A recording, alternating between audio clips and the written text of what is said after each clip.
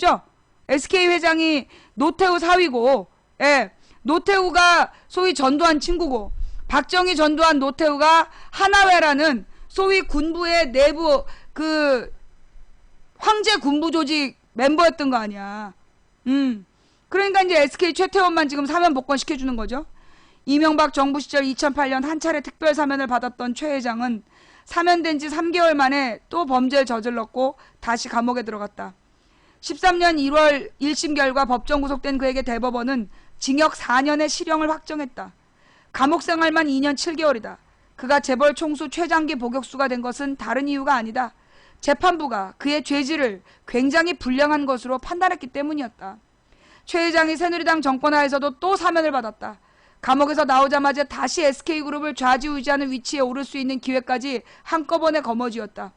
특정경제 범죄 가중처벌법상 횡령 배임 혐의, 즉 회사에 수백억 원의 막대한 손해를 끼쳤던 최 회장은 푸른 수위를 벗자마자 명품 양복을 걸치게 될 것으로 보인다. 복역 과정도 말들이 많았다. 최 회장은 하루 평균 3번 이상을 면회를 했고 면회실을 휴게실처럼 썼다. 황제 면회 논란이 일었다. 그에 따른 정치적 부담에도 불구하고 박 대통령은 스스로 내놓았던 말을 부정하면서까지 최 회장에게 각별한 신경을 썼다. 중대 범죄에 대해 사면권 행사를 제한하겠다는 박 대통령의 공약에 비춰보면 최 회장의 수백억 원대 횡령 배임은 중대 범죄가 아닌 게 된다. 이 부분에 대해서 박 대통령의 분명한 설명이 필요할 것으로 보인다. 또한 박 대통령은 성완종 전 경남기업 회장의 자살로 인해 불거진 성완종 리스트 파문 당시 성 전 회장의 범죄가 노무현 정부의 사면에서 기인한 것이라고 주장했었다. 이와 함께 성 전 회장이 한 정부에서 2차례 사면을 받은 데 대한 조사도 지시했다. 최 회장도 2차례 사면을 받게 됐다. 이명박 정부 그리고 박근혜 정부에서다. 두 정부는 새누리당 정권으로 연속성을 가진다. 왜 이런 일이 발생했는지에 대해서도 설명이 필요하다. 이번 8.15 특사 핵심은 4대강 면죄부 그리고 공약 파기 논란이다. 어때요? 기가 막히죠? 그죠? 예. 정말 기가 막히죠? 예. 비리 경제인은 사면을 안 하겠다는 공약. 박근혜가 대통령 선거에 나와서 국민들한테 그렇게 얘기하고 홀딱 표를 뺏어 먹고 뒤통수 치는 거죠. 그죠? 예. 그러면서 이번 대사면에 망치 부인처럼 죄 없이 감옥 갔던, 예. 죄 없이 감옥 갔던 망치 부인은 여전히 사면 대상이 아니죠. 예. 망치 부인을 2012년에 잡아갈 때 뭐라 그랬어요? 허위 사실을 유포했다는 누명을 씌워서 잡아갔어. 그래놓고 3개월 뒤에 자기네들이 허위 사실이라는 걸 입증을 못하니까 나를 사실 유포죄로 징역 6개월을 때려서 집행유예 2년을 걸어가지고 날 내보낸 거야. 근데 선거법으로 집행유예가 걸리면 10년 동안의 선거권이 제한이 돼요. 10년 동안 선거권이 제한이 되면 나는 선거운동을 못하고 투표도 못하는 거야. 지금 수백억을 횡령한 기업인, 이게 왜 나쁜 죄냐? 이거 다른 나라에서는요, 이런 사람은 기업 못해요. 다시는 자본주의 시장에 진출 못하게 되어 있어. 예. 그게 우리나라의 자본주의가 개판이란 증거야. 원래 진정한 자본주의 국가에서는요, 이렇게 잘못된 기업, 특히 탈세, 횡령, 이런 짓거리란 기업은요, 발을 못 붙여요. 그냥 그런 기업은 망하는 거야. 그런데 우리는 그렇게 해야지 잘 돼. 그러니까 나라 꼬라지가 이 모양인 거야. 왜? 우리가 친일파들을 제대로 척결을 못해서. 예. 내일 광복절을 앞두고 정말 우리가 왜 이 모양 이 꼴의 나라에서 살고 있는가, 지금, 예.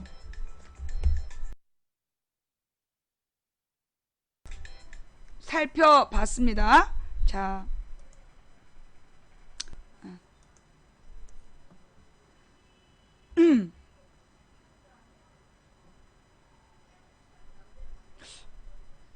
녹화 종료가 안 됐나?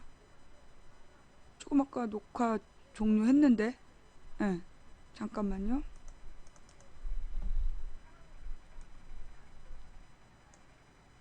하나 됐고, 지금 두 번째 거 되고 있어. 오케이.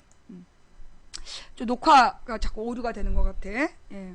자, 그 다음에 여러분, 무슨, 누구야, 보험 외판원? 너무 놀랬어. 예, 후원해주신 여러분 대단히 감사합니다. 예. 위험해요, 이런 거는. 미안합니다. 촌스러워서. 자, 예. 하던 얘기 마저 할게요. 예. 자,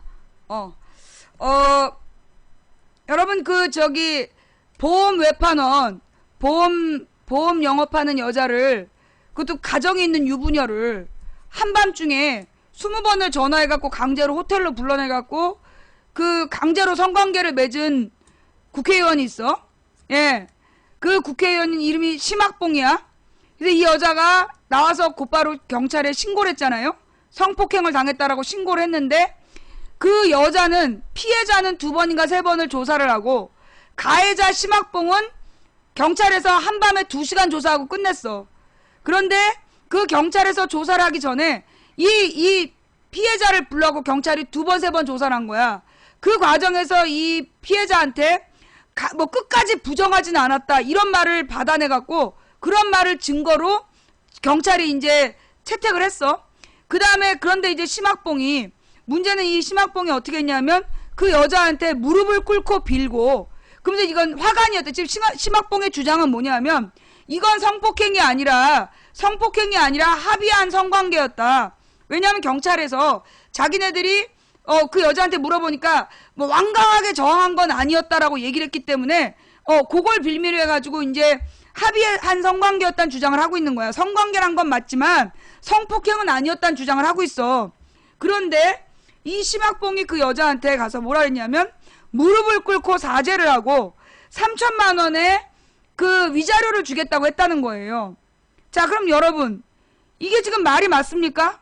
합의한 성관계인데 왜 무릎 꿇고 빌고 3천만 원의 위자료를 왜 주냐고. 그렇잖아. 3천만 원의 위자료를 주겠다라고 얘기하고 무릎을 꿇고 빌었다는 것 자체가 이게 그 여자가 원치 않는 성관계를 했다라는 문제 아니야. 그죠? 그럼에도 불구하고 좌우지간 이 심학봉은 성폭행이 아니었다는 주장을 하고 있어. 그런데 좌우지간 그 심학봉에 대해서 우리 언론은 뭐라고 보도하냐면 이 사람 새누리당 의원이야. 새누리당 경북 구미 의원인데 이 사람 무소속이라고 불러요. 무소속 심학봉 의원이라고 그래. 그런데 박기춘 의원은 꼭 전 새누리당 의원이라고 불러. 심학봉도 탈당하고 박기춘도 탈당을 했는데 심학봉은 무소속 심학봉이라고 불러주고 박기춘은 전 새누리당 새정연 의원 박기춘이라고 불러. 그러니까 심학봉을 전 새누리당 의원, 박기춘을 전 새정연 의원이라고 그러면 공정하지. 그런데 심학봉은 무소속 심학봉이라고 부르고 이 박기춘은 전 새정연 의원이라고 부르는 거야. 이게 언론의 태도예요. 이게 무슨 얘기냐면 항상 그랬어. 항상. 그러니까 새누리당에서 국회의원이 잘못하면 새누리당이란 말 안 해. 이름만 얘기해. 심학봉 또는 뭐 홍문종 이런 식으로 이름만 얘기해. 그런데 박기춘은 꼭 새정치연합 박기춘이야. 기사 찾아봐요. 뭐라냐. 국회의원은 국민의 대표이고 누구나 다 알기 때문에 고유명사를 쓴다는 거야. 야 씨발 그럼 박기춘은 국회의원 아니야? 심학봉이라고 썼으면 같이 무소속 박기춘이라고 써야지. 탈당한 박기춘인데 왜 심학봉이는 꼭 무소속 심학봉이라고 써주고 그 김영식인가 왜 서울시의원 하다가 뭐 살인교사 혐의로 지금 살고 있는 애 있잖아. 걔도 꼭 새정연 의원이라 그래. 전 새정연이라고. 그런데 새누리당에서 사고치고 지네 재수씨를 성폭행하려고 그러고 막 이런 애들은 다 무소속이라고 불러줘. 이게 왜 그러냐면요. 이게 언론의 오래된 보도 지침이야. 무슨 얘기냐. 새누리당이란 이름은 입 밖에 안 내. 부정적인 기사에서는 절대 새누리당이라는 걸 언급하지 않아. 그런데 이 새정연은 부정적인 이야기는 지속적으로 언급해요. 그 다음에 더 웃긴 게 가령 기초의원. 그러면 전라도 무슨 군의원 하나가 잘못을 하잖아. 그러면 어디 군의원 누구라고 이름을 쓰면 되잖아요. 그런데 뭐라래? 새정치연합 기초의원. 새정치연합 기초의원이 수백 명이야. 그런데 새정치연합 기초의원이라고 써. 그래서 수백 명에 대한 이미지를 같이 나쁘게 하는 거야. 또 신안군에 무슨 섬 노예 사건 있었잖아. 그러면 신안군 의원 누구 이렇게 쓰면 되잖아. 이름을 안 써. 왜? 신안군 의원 전체에 대한 모욕을 하는 거야. 명예를 훼손하는 거야. 그래서 일부러 이 가령 신안군 근데 이제 옛날에 도봉구 같은 경우에는 도봉구에 한나라당 의원이 공무원을 팼어. 그러면 저기 도봉구 의원 누구라고 밝혀줘야 되잖아. 안 밝혀. 이름을 안 써. 그러면서 그 지역 전체 기초의원의 명예를 훼손하면서 당 이름을 안 가르쳐주는 거야. 신안군 섬노예 사건은 좀 특별했지만 나머지는 대부분 한나라당이나 새누리를 가리는 거야. 그런데 여러분 그거 기억나요? 민노당 이숙정 사건? 민노당 이숙정 의원이 동사무소에 가서 난동을 피웠다. 동영상까지 돌았어. CCTV까지. 그런데 그 여자가 왜 시비를 걸었는지 아무도 몰라. 그때 민노당 이숙정이라는 사람이 동사무소에 자기 집 주소를 알려주지 말라 그랬어. 왜냐하면 관공서에서 자꾸만 이 여자 집으로 사과배 이런 걸 보내니까 그런 거 보내지 말라고 동사무소에 2번이나 전화를 했대. 그런데 동사무소에서 개무시하고 계속 알려준 거야. 그러니까 3번째 전화를 해가지고 막 화를 낸 거야. 나 구의원 이숙정인데 근데 전화 받는 애가 못 알아들은 거야. 누구야? 누구야? 그래서 계속 못 알아듣는 척을 했는지 못 알아들었는지 하여튼 그랬어. 이 여자가 열받아가지고 동사무소에 쳐들어가서 우리 집 주소 가르쳐주지 말라 그랬지 않느냐. 왜 그런 선물 우리 집에 보내느냐. 이러면서 행패를 부렸는데 그 내용은 안 나와. 왜 화를 냈는지는 안 나오고 민노당 이숙정이 동사무소 직원을 폭행했다라고 떴어. 폭행 아니었어요. 자기 신발을 화나고 집어던진 거야. 그런데 그걸 폭행했다라고 냈잖아. 민노당 이숙정이라고 이름을 밝혀서. 한나라당 구의원이 잘못한 건 절대 이름도 당도 안 가르쳐줘. 그리고 민주당이 잘못하거나 민주당 동네에서 잘못한 건 그걸 그대로 다 그 지역 사람들 전체가 다 잘못한 것처럼 표현을 해. 그러면서 그리고 막 도봉구 의원 전체를 욕을 하고. 그런데 새정치연합이 잘못하면 새정치기초의원, 새정치기초의원 아니면 민노당 이숙정 이런 식으로 꼭 당명을 거론해. 누가 트위터에 썼더라고. 야, 심학봉이는 무소속 심학봉이고 박기춘은 전 새정연 박기춘이냐? 언론 봐라. 일부러 그러는 거야. 여러분 문재인 선수가 이번에 지뢰 폭발 사고에 부상자 만나러 간 거 봤어요? 문재인 대표가 지뢰 폭발 사고의 피해자 부상자를 면회를 갔어. 그런데 그 면회한 사진에 문재인 얼굴을 지웠어. 그걸 TV조선에서 그 사진을 갖다 쓰면서 문재인 얼굴을 지우고 거기다 자막을 넣었어. 빨리 나와서 군대로 돌아가고 싶다 이렇게. 정말 골 때리죠. 이게 그놈들 하는 짓이야. 원본 사진에 문재인이 면회하는 장면인데 그걸 보여주기 싫어갖고 문재인 얼굴을 다 잘랐어. 조선일보, 동아일보 이런 데에서 문재인 얼굴을 다 자르고 그거를 화면 조작해가지고 그걸 보도했다니까.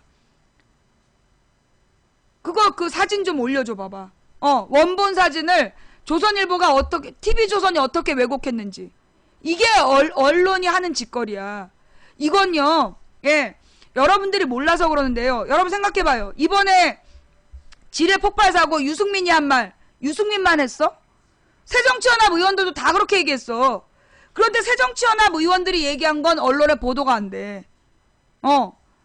지금 유승민이 발언한 것만 계속 대도래에서 보도하고 있고 새정치연합에서 그에 맞게끔 똑같이 비판을 했는데 그건 안 나와.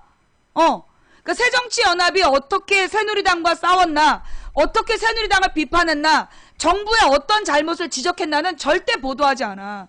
그러면서 새누리당 안에서 유승민 같은 애가 한마디 하면 그거는 대대적으로 보도하는 거예요. 그게 뭐냐? 일부러 그러는 거야. 이거 보도 지침이야. 얘네들이요, 이 메이저 언론, 소위 KBS, MBC, SBS, YTN, 뉴스와 이거 사장이 전부 다 친정부적이잖아. 채널A, TV조선 전부 다 종박 언론들이잖아. 이런 종박 언론에서 일부러 보도할 때 그렇게 하는 거야. 그래서 옛날에 이명박 때도요. 이명박이 어떤 결정적 잘못을 했어. 그래서 야당 의원들이 막 삭발하고 단식하고 막 싸우는데 보도 하나도 안 나와. 그래서 맨 박근혜만 찍어주는 거야. 박근혜는 집 앞에서 일주일, 2주일 버텨. 박근혜가 이런 말을 했다가 이명박이 4대 강사하겠다. 그러면 그건 좀 아닌 것 같다. 박근혜가 한마디 해?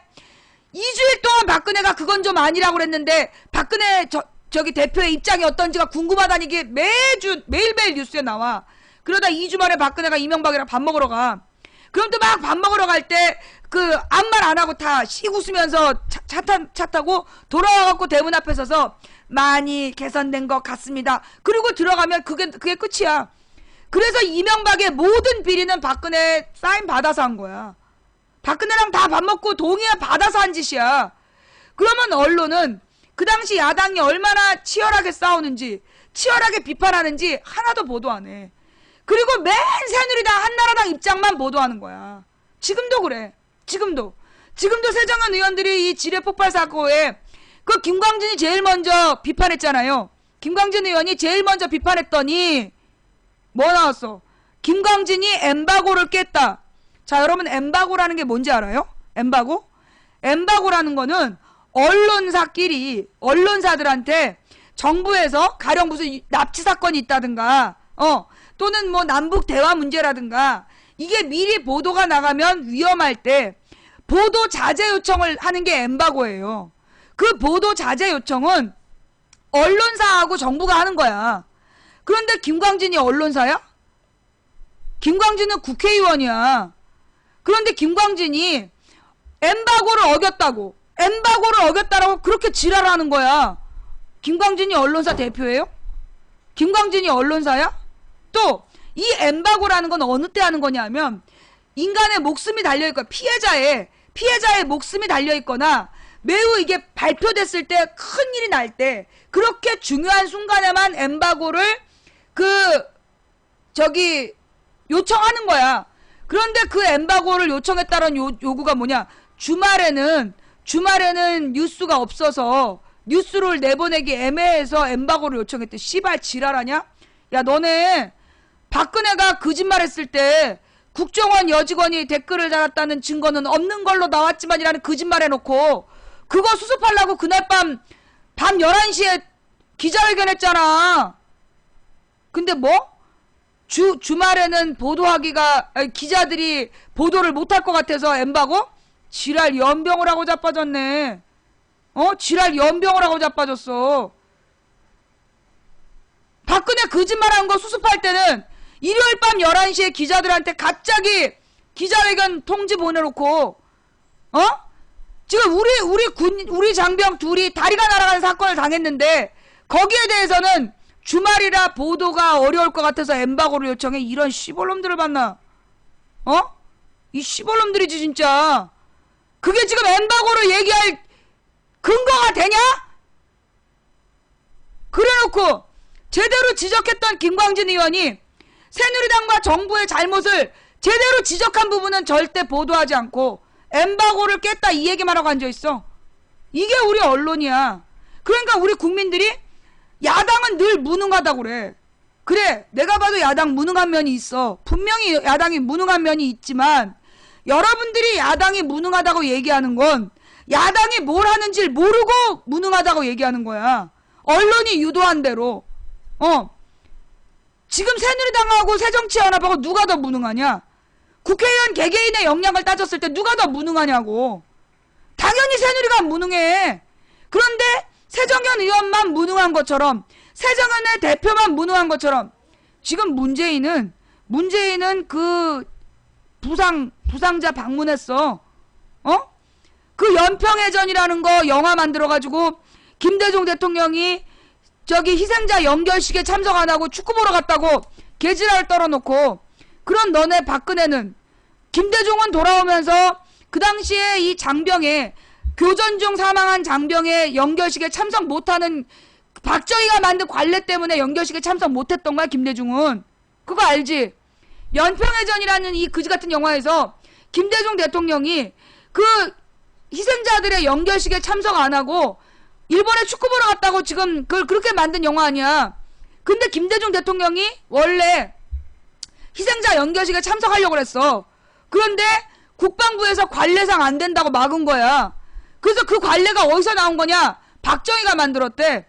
박정희가 그 베트남 전쟁에서 죽은 사망자가 너무 많은데 그 많은 사망자의 연결식에 다 참석하기 귀찮으니까 대통령은 교전 중 사망한 장병의 연결식에 참석하지 않는다라는 원칙을 세운 거야.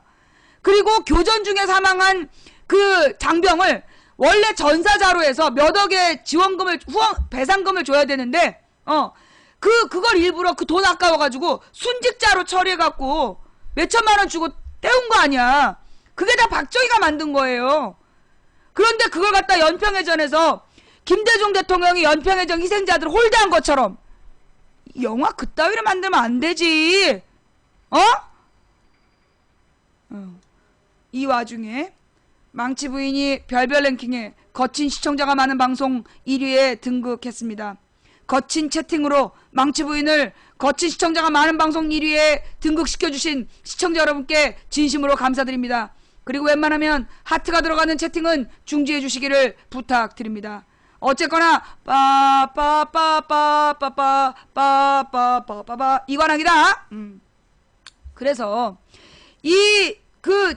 박정희가 우리나라 진짜 잘못한 게 한두 가지가 아니야. 어저께 내가 그 독도 비량 얘기했고 그 다음에 국방부의 암적 존재라는 얘기까지 했다라면 이 박정희가 만든 그 전사자에 대한 홀대, 전사자를 순직자라고 해서 보상금 적게 주는 제도 만들고 교전 중에 전사한 장병의 연결식에 대통령은 가지 않는다는 원칙을, 그런 개같은 개떡같은 원칙을 만들어 놓고 그러면서 김대중 대통령을 못 가게 한 거, 그거를 노무현 대통령 때 바꾼 거 아니야. 노무현 대통령이 그 제도를 손본 거예요. 그리고 무엇보다 노무현 대통령 때는 전사자가 없었어. 그런데 이명박 때 천안함에 전사한 사람들한테 배상금 국가에서 해준 거, 그게 역시 이명박이라고. 김대중은 연평해전 때 몇 천만 원 주고 떼웠는데 이명박은 몇억 원의 배상금을, 전사들의 목숨을 소중히 여겼다고 지랄하고 자빠졌네. 그 노무현 대통령이 제도 바꾼 건지도 모르고 그리고 쓰고 자빠졌어. 그걸 또 믿어. 자, 뭐라고요? 찾아오셨네요.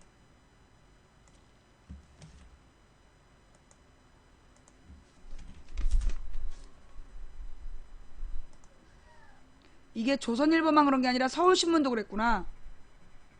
이게 서울신문도요. 이게 정부에서, 정부 기관지야. 서울신문이. 그래서 이래. 조선일보 서울신문 문재인 얼굴 없애고 보도. DMZ 지뢰 폭발 부상장병 사진을 실으면서 문 대표의 얼굴만 지워. 이렇게 이제 서울신문에서 냈는데 이 사진에 지금 검정색 양복 입고 있는 사람, 짙은 색깔의 양복을 입고 있는 사람이 문재인 대표예요. 이건 이제 조선일보, TV조선이죠? 예.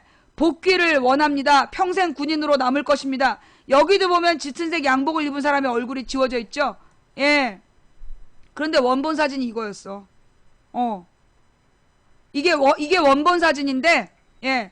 이게 원본 사진인데, 이 사진을 가지고, 예, 여러분들 이 기자의 손 봐봐.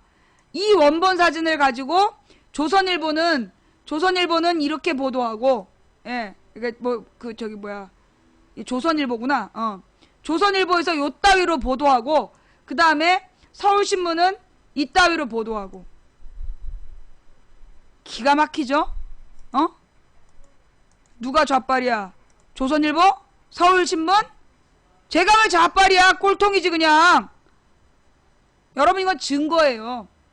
원본 사진이 이렇게 나온 걸, 이 원본 사진을 가지고 이런 조작질을 하는 게 이게 언론이냐? 이게 언론이야? 이런 시골놈들을 봤나? 그러니까 내가 조선일보, 서울신문 이런 것들을 우리 방송국에 올리지 말라는 거예요. 참 이놈 새끼들 진짜. 문재인 대표가 이 부상 장병들 위문했다는 거 보도 나온 거 있어요? 문재인 대표가 문재인 대표가 부상 장병을 위문했다. 그거 보도 나온 거 있어요? 없죠. 난 못 봤어. 나 이 사건 보고 알았어. 난 문재인 대표가 저렇게 가서 부상 장병들 위문한 거 몰랐어요. 기가 막히죠? 아, 뉴스룸엔 나왔어요. 역시 손석희 뉴스야. 역시 손석희 뉴스야. 손석희 뉴스에만 나왔구만. 나머지는 아무도 안 나오고. 이런 개놈 새끼들 진짜. 정말 쓰레기 언론이에요, 이게. 근데 말이에요. 근데 그러면 뭐 야당은 잘못한 게 없냐? 난 솔직히 얘기하고 그 셀프 디스, 야당에서 지금 셀프 디스 막 홍보 띄우고 있잖아. 그게 이제 뭐 손예원이라는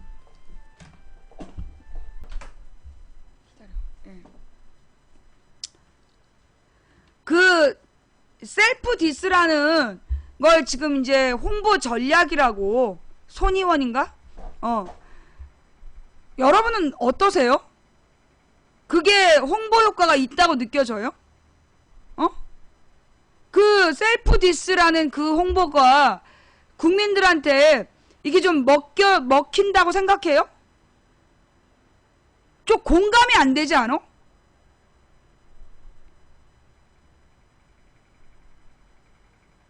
좀 공감이 안 되지 않아요? 그게 지지자들에게는, 그게 그 국회의원 지지자들에게는 막 와 할지 몰라도 실제로 정당 홍보라는 게 누굴 위해서 하는 거야? 이 당을 지지하지 않는 사람들에게도 공감을 얻기 위해서 하는 거잖아. 근데 그 셀프 디스라는 거는 내가 볼 때 별로 공감을 얻을 수 있는 내용이 나는 아니라고 봐요. 그러면서 또 막 이 홍보위원장을 너무 추켜 세우는 거야. 너무 추켜 세워. 그러면서 막 이런 프랭카드를 만들었다.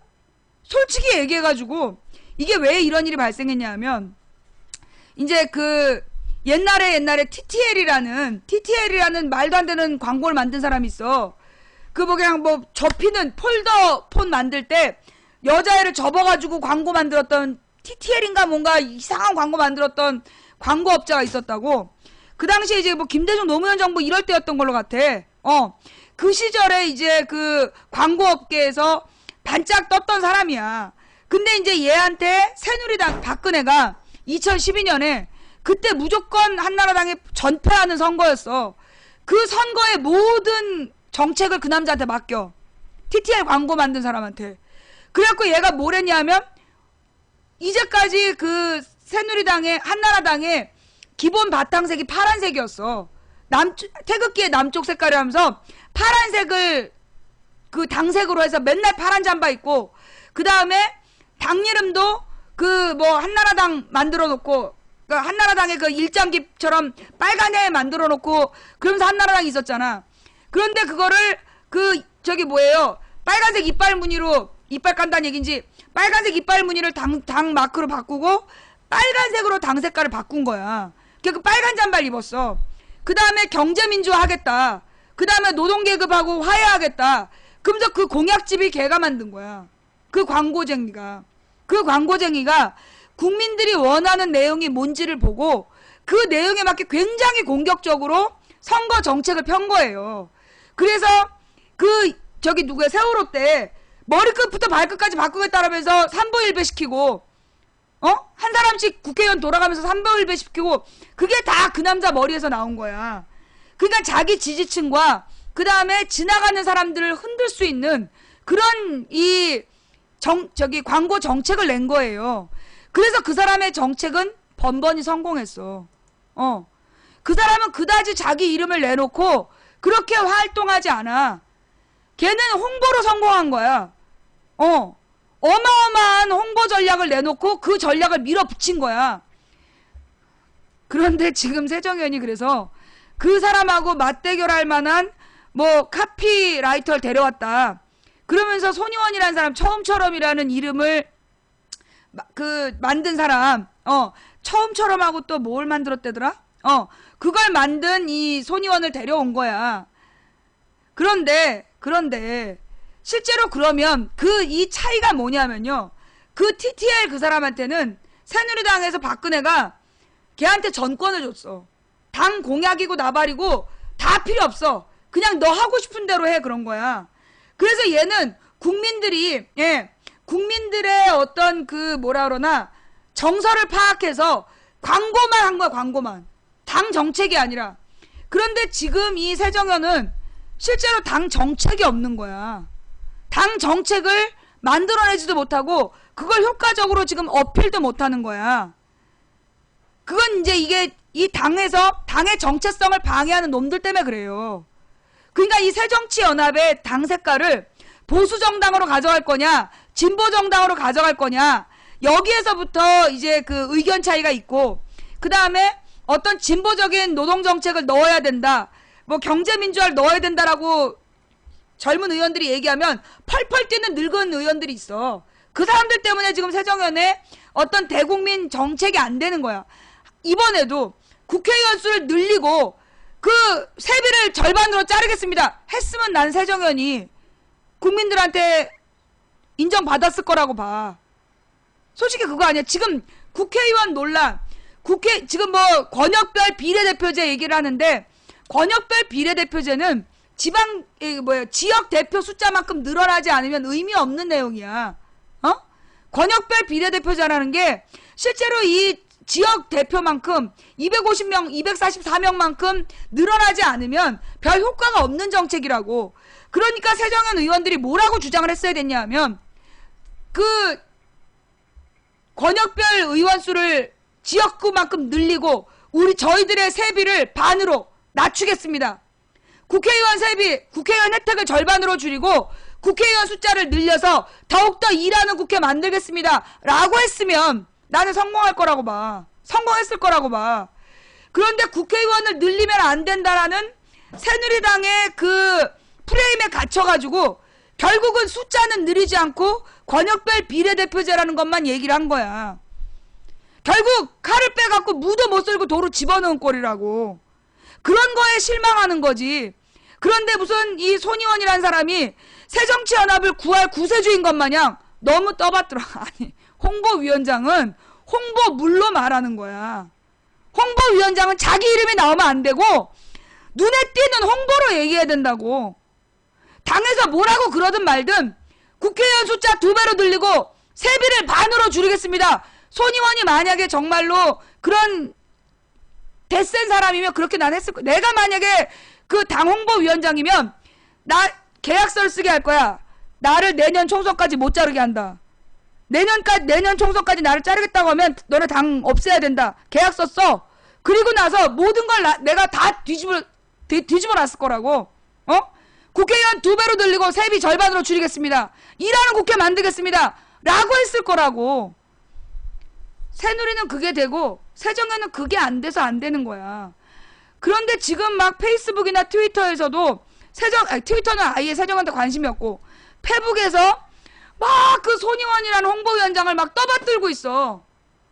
그게 얼마나 어이없어 보이는지 알아요? 같은 야당 지지자 입장에서 볼 때, 야권 지지자 입장에서 보면 너무 한심해 보여. 아니 무슨 홍보위원장이 당대표야? 당대표도 개박살 내면서 개무시하면서 홍보위원장 떠받드는 모습이 얼마나 어이없어 보이는지 알아? 제발 그런 짓 좀 하지 말라고. 그리고 홍보위원장은 홍보물로 얘기하는 거야. 온 국민이 공감하면서 할 수 있는, 지난 대통령 선거 때 온 나라를 뒤덮었던 빨간색 그 공약, 색깔만 눈에 띈 게 아니라 공약 내용이 새끈했어. 새끈한 공약 내용을 문재인 선거 캠프에서 갖고 있지 않았다고. 공약에서 진 거야. 실제로 국민들을 설득할 문재인의 내용이 없었잖아. 왜? 그 당시 야권에서 말빨 세다는 사람들이 전부 다 안철수가 문재인 선거운동 하나 안 하나 그 얘기만 했잖아. 그래서 망한 거야. 내가 일찍이 안철수가 후보 등록 안 한 것만으로 그는 할 수 있는 모든 역할을 했으니 문재인이 뭘 보여줄 건지 왜 집중하라고. 아무리 감옥에서 떠들어도 들은 척도 안 하고, 안철수가 선거운동을 안 해요 유유 이따위 편지만 계속 보내고, 그래서 진 거라고. 지금 새정연에는 국민들은요, 새정연을 지지하고 싶어 해. 어떨 때 지지하고 싶어 하냐? 세게 나갈 때, 강하게 나갈 때 지지하고 싶어 하는 거야. 지금 새정연의 지지도가 반짝 올라갔을 때가 언젠지 보라고. 새정연 정당 지지율이 반짝 올라갔을 때가 새누리당 박근혜한테 대차게 나갈 때야. 그럴 때 지지율 올라가. 그런데 협상한답시고 합의해준답시고 그렇게 굽히고 들어가면 지지율 떨어지는 거야. 그걸 왜 몰라? 내가 답답해가지고 내가 이 말 안 하고 참으려고 내가 2주일을 참는데 미치겠더라고. 말 같지도 않은 셀프 디스만 계속하고 자빠져가지고 그거 국민들한테 지지 못 받아. 우리 동네 당원들도 다 씨발씨발해. 뭐하는 짓이냐고. 답답해 진짜. 그러면서 말이에요, 이 국회의원 정족수 논란. 여러분, 왜 새누리당은 국회의원 숫자를 줄이려고 할까요? 새누리당에서 국회의원 특혜를 줄이자는 얘기 나왔어? 새누리당에서 국회의원 특혜 줄이자는 얘기 안 해. 국회의원 숫자를 줄이자 그러지. 왜 그럴까요? 왜? 국회의원 숫자를 줄여야 국회의원들의 특권이 늘어나는 거야. 특권이라는 게 뭐냐? 국회의원들의 권한이 늘어나는 거야. 한마디로 국회의원 숫자가 적어야 로비하려는 놈들이 그 적은 숫자에 집중한다는 거예요. 왜 국회의원 숫자가 늘어나야 되는 줄 알아? 숫자가 늘어나면 로비가 어려워. 그 많은 사람을 다 먹여야 되기 때문에 로비가 안 되는 거야. 소수 정예는 나발이고, 소수 정예라는 건 말 같지도 않은 얘기고, 자기네들이 몇 명 안 되는 숫자로 다 받아 먹으려고. 왜? 국회의원 숫자가 지네들밖에 없어야 지네들한테 뇌물 갖다 주고 그걸로 정치하는 거잖아. 그래서 국회의원 숫자를 안 늘리려는 거예요. 근데 국회의원 숫자가 늘어나 버리면 몇 명한테만 로비해서 되는 게 아니잖아. 지금 같은 경우에는 각 당에 새누리나 새정연에 국회의원 숫자 늘리는 거 반대한 놈들 새정연에도 있어. 틀림없이 있다니까. 당 안에서 국회의원 숫자 늘리는 거에 반대한 놈들이 있다고. 그래서 지금 국회의원 숫자 못 늘린 거야. 국민 눈치를 본 게 아니라 새정연 안에서 국회의원 숫자 늘리는 거 반대한 새끼들이 있다고. 왜? 왜 했냐? 300명이어야 어떤 놈들이 로비를 하려고 1억을 갖고 왔어. 300명이 나눠 먹으면 가령 이제 30억을 갖고 왔어. 30억을 300명이 나눠 먹는 거하고 600명이 나눠 먹는 거하고 금액이 절반이잖아. 금액이 2배잖아.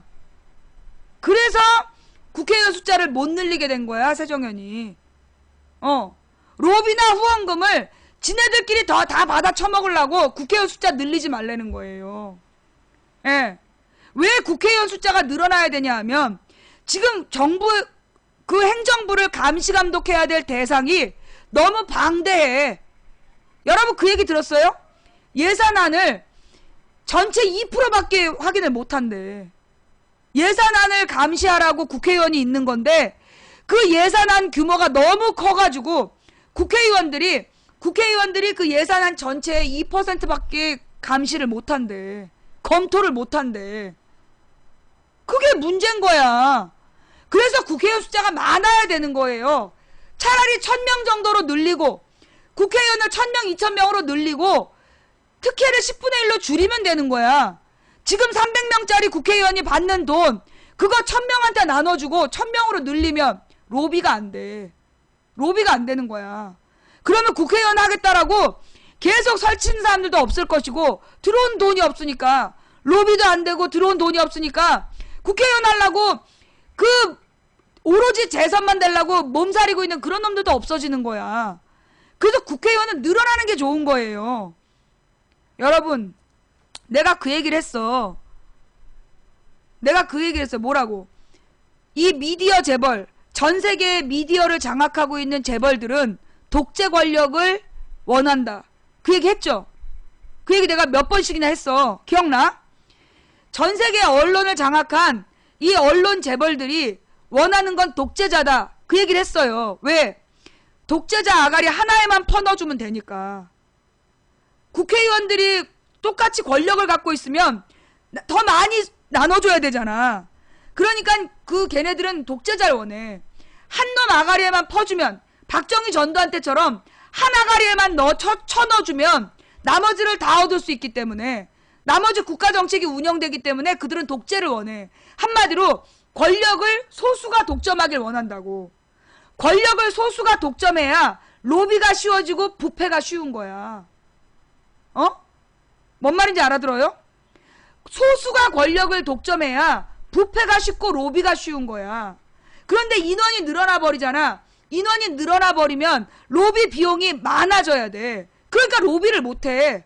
그리고 그 많은 숫자에게 해줘봤자 자기네들 이문이 안 남는 거야. 그러니까 정상화가 되는 거지. 민주화라는 게 뭔지 알아요?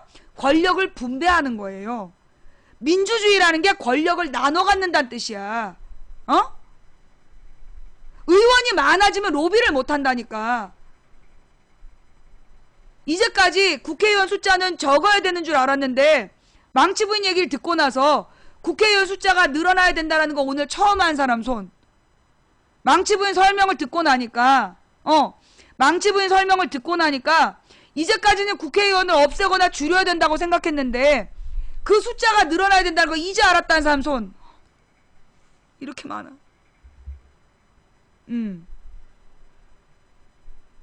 사실 국회의원이 우리나라 숫자면요 488명이 돼야 된다니까. 우리나라 국민 숫자면 OECD 평균적인 숫자일 때 488명으로 늘어나야 된다고 국회의원이. 그러면 그 비용은 어떻게 할 거냐? 지금 국회의원들 쓰는 돈을 절반으로 나눠주는 거지. 누가 지금처럼 국회의원도 똑같이 주래. 지금 국회의원들한테 주는 돈을 똑같이 주면 안 되는 거지. 왜 그렇게 돈을 많이 줘? 국민 아까운 세금으로 왜 그런 짓을 하냐고. 특혜는 반으로 줄이고 인원은 2배로 늘려서 더 많은 정부기관을 감시하게 해야 되는 거야. 다른 나라 국회의원들은 우리나라만큼 특혜가 없대잖아. 특권이. 그래서 다른 나라는 국회의원들 돌아가면서 해요. 막 선거에서 막 나오겠다는 사람들이 아니라 돌아가면서 해. 급여는 작고 일은 많아가지고 하려는 사람들이 없는 거야. 다른 나라는. 우리도 그래야 된다니까. 우리는 특권이 너무 많아가지고 너도 나도 국회의원을 하려고 길을 써서 이러는 거야. 나는 국회의원도 2번만 해야 된다고 봐. 국회의원도 2선 제한까지 만들어야 된다고 봐. 선수를 계속 5선 6선 하면서 뭐 하냐고. 정몽준이가 7선 의원인데 그동안에 내놓은 법이 없어. 5선 의원 6선 의원들 가서 봐봐. 내놓은 법안 있나? 국정감사를 똑바로 하냐? 법안이 있나? 아무것도 안 해. 뭔데? 원로 의원 에헴. 그래서 젊은 의원들이 막 돌아다니면서 뭐 하려고 하면 말 조심해라. 행동 조심해라. 너무 튀지 마라. 이러고 앉아있어. 국회의원도 3선까지만 해야 돼. 구청장도 3선 이상 못하게 돼 있잖아. 국회의원도 3선까지만 해야 돼. 모든 선출직은 3선 이상 못하게 해야 돼. 같은 직종에 3선 이상 못하게 해야 그래야지 새로운 변화가 생기고 새로운 숨통이 트이는 거야. 지금 야당의 문제는요. 너무 오랫동안 같은 사람들이 20년째 정치하고 있어. 새로운 물갈이가 안 돼. 그리고 새로운 젊은 세력이 들어가서 뭔가 해보려고 그러면 말 조심하라 그러고 함부로 글 쓰지 말라 그러고 입단속하고 그럼 또 입단속 당하고 앉아있어. 내가 이렇게 얘기하면 야당이 없애야 된다. 그럼에도 불구하고 야당 의원들이 새누리당 의원보다 100배는 일 열심히 하고 있어요. 야당 의원에 뭐 안철수, 김한길, 조경태 같은 몇 명 빼놓고는 야당 의원들이 새누리당 의원보다 100배, 1000배 일 열심히 하고 있어. 그런데 싸잡아서 욕하지 말라고. 야당에서도 정말 미친 의원들이 있다니까. 그런 몇 명 골라서 욕해야지. 싸잡아서 다 나쁘다라고 얘기하면 안 되는 거야. 그게 결국 누굴 죽이는 길이야? 새누리랑 새정은이랑 똑같다. 그거 누가 만드는 말인지 알아요? 진보 세력이 하는 말 아니야. 그런 말 제일 좋아하는 게 새누리당이야. 왜? 이제까지 해마다 선거가 있으면 한나라당이나 민주당이나 똑같다. 그 글을 존나 쓴 애들 조사해봐. 그거 다 요원들이었어. 돈 받고 글 쓴 애들이었다고. 새누리당이나 민주당이나 똑같다라고 글 썼던 애들 어떤 식이었냐. 옛날에 내가 그 구체적으로 봤다 그랬잖아. 2008년에 자기는 진보신당 지지자라고 그러면서 자기가 진보신당 서울시당이라는 거야. 그러면서 막 글을 쓰는 거야. 그러면서 한나라당이나 민주당이 똑같다. 그렇게 썼어, 분명히. 그 다음에 폭력 시위해야 된다. 강력한 저항을 해야지 왜 평화 시위하냐. 그런 얘기를 쭉 한 2시간을 계속 떠벌거렸어. 근데 이 새끼가 중간에 이제 자기가 맨 처음에 쓴 걸 잊어버린 거야. 여기 대전인데요. 서울 비와요? 대전에서 아니 진보신당 서울시당이 왜 대전에 있냐고. 용역이었던 거야. 댓글 용역. 댓글 용역 새끼가 그렇게 쓰는 거예요. 그게 그냥 빼도 박도 못하는 증거였다니까. 새누리 한나라당이랑 민주당이랑 똑같다. 그러면서 자기는 진보신당 지지자다. 그렇게 게시판에 글 썼던 애들이 진짜 다 진보신당 지지자였으면 진보신당 국회의원이 새정치보다 많아야지. 민주당보다 많아야지. 없었다니까 그 당시에. 지역구에서는 당선된 사람이 없었어. 그게 뭘 말하느냐. 결국 그 제3당을 띄워서 제1야당 죽이는 거야. 제3당을 띄워서 제1야당 죽이고 제3 후보 띄워서 강력한 2번 후보 죽이는 거, 2등 후보 죽이는 거, 그게 표를 분산시키는 아주 효율적인 방법이에요. 거기에 속아 넘어 들어가갖고 새누리나 새정은이나 똑같다. 한나라당이나 민주당이나 똑같다. 왜 똑같아? 열심히 하는 국회의원들이 분명히 있는데 왜 똑같아? 그렇게 똑같다라고 얘기하는 사람 붙들고 네가 아는 국회의원들 다 대봐. 그러면 아는 국회의원도 없어. 그 사람들이 뭐 하는지도 몰라. 그러면서 똑같다고 욕해. 그러니까 언론에서 이따위로 근데 그게 그 개인들의 잘못이 아니야. 언론이 이렇게 보도하니까. 문재인 얼굴 가리고 여기에다 이렇게 조작해서 보도하니까 문재인이 여기 저기 병문안 같은 거 모르고 앉아있는 거 아니야.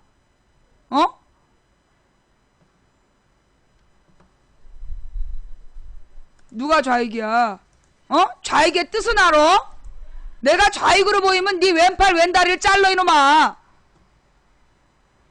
그 누구더러 뭘 닥쳐라 이런 얘기 하지 말어. 너나 닥쳐. 벌레도 내 벌레야. 남의 벌레한테 시비 걸지 말어. 여러분 이게 우리나라의 언론 현실이고요. 그래서 그들은 새누리당이 무능한 걸 새정연한테 덮어씌워. 그리고 국민들은 거기에 막 녹아 들어가갖고 덩달아 욕하고 있어. 정신 똑바로 차려야 돼요. 정신 똑바로 차리고 이 야권 지지자들의 문제는 뭐냐면 갈라져 있다는 거야. 야권 지지자들이 표가 분산되어 있기 때문에 그래서 국민들이 투표를 안 하는 거야. 이 국민들이 투표를 안 하는 이유가 뭐냐면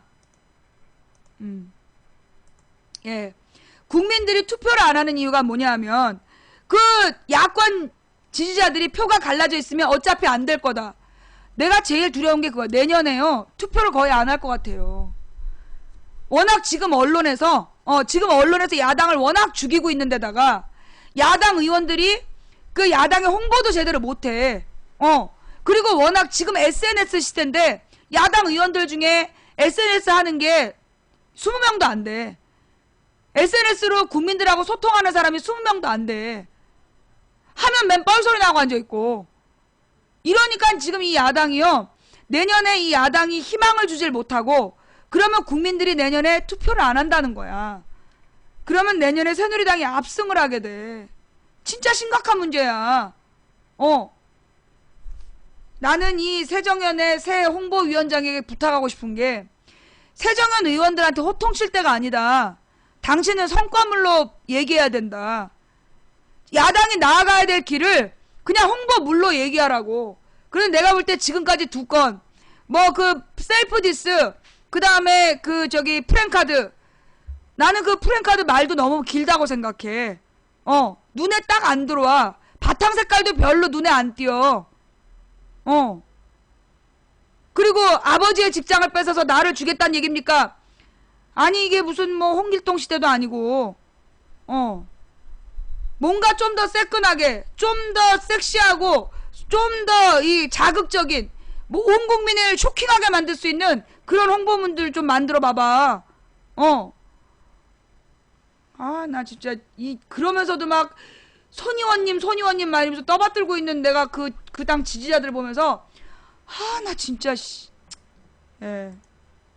자, 오늘 방송은 여기까지 할게요. 오늘 또 휴일인데, 예, 오늘 여러분들 그 휴일인데 임시 공휴일, 예, 임시 공휴일인데 우리 망치부의 방송 찾아와 주셔서 대단히 감사합니다.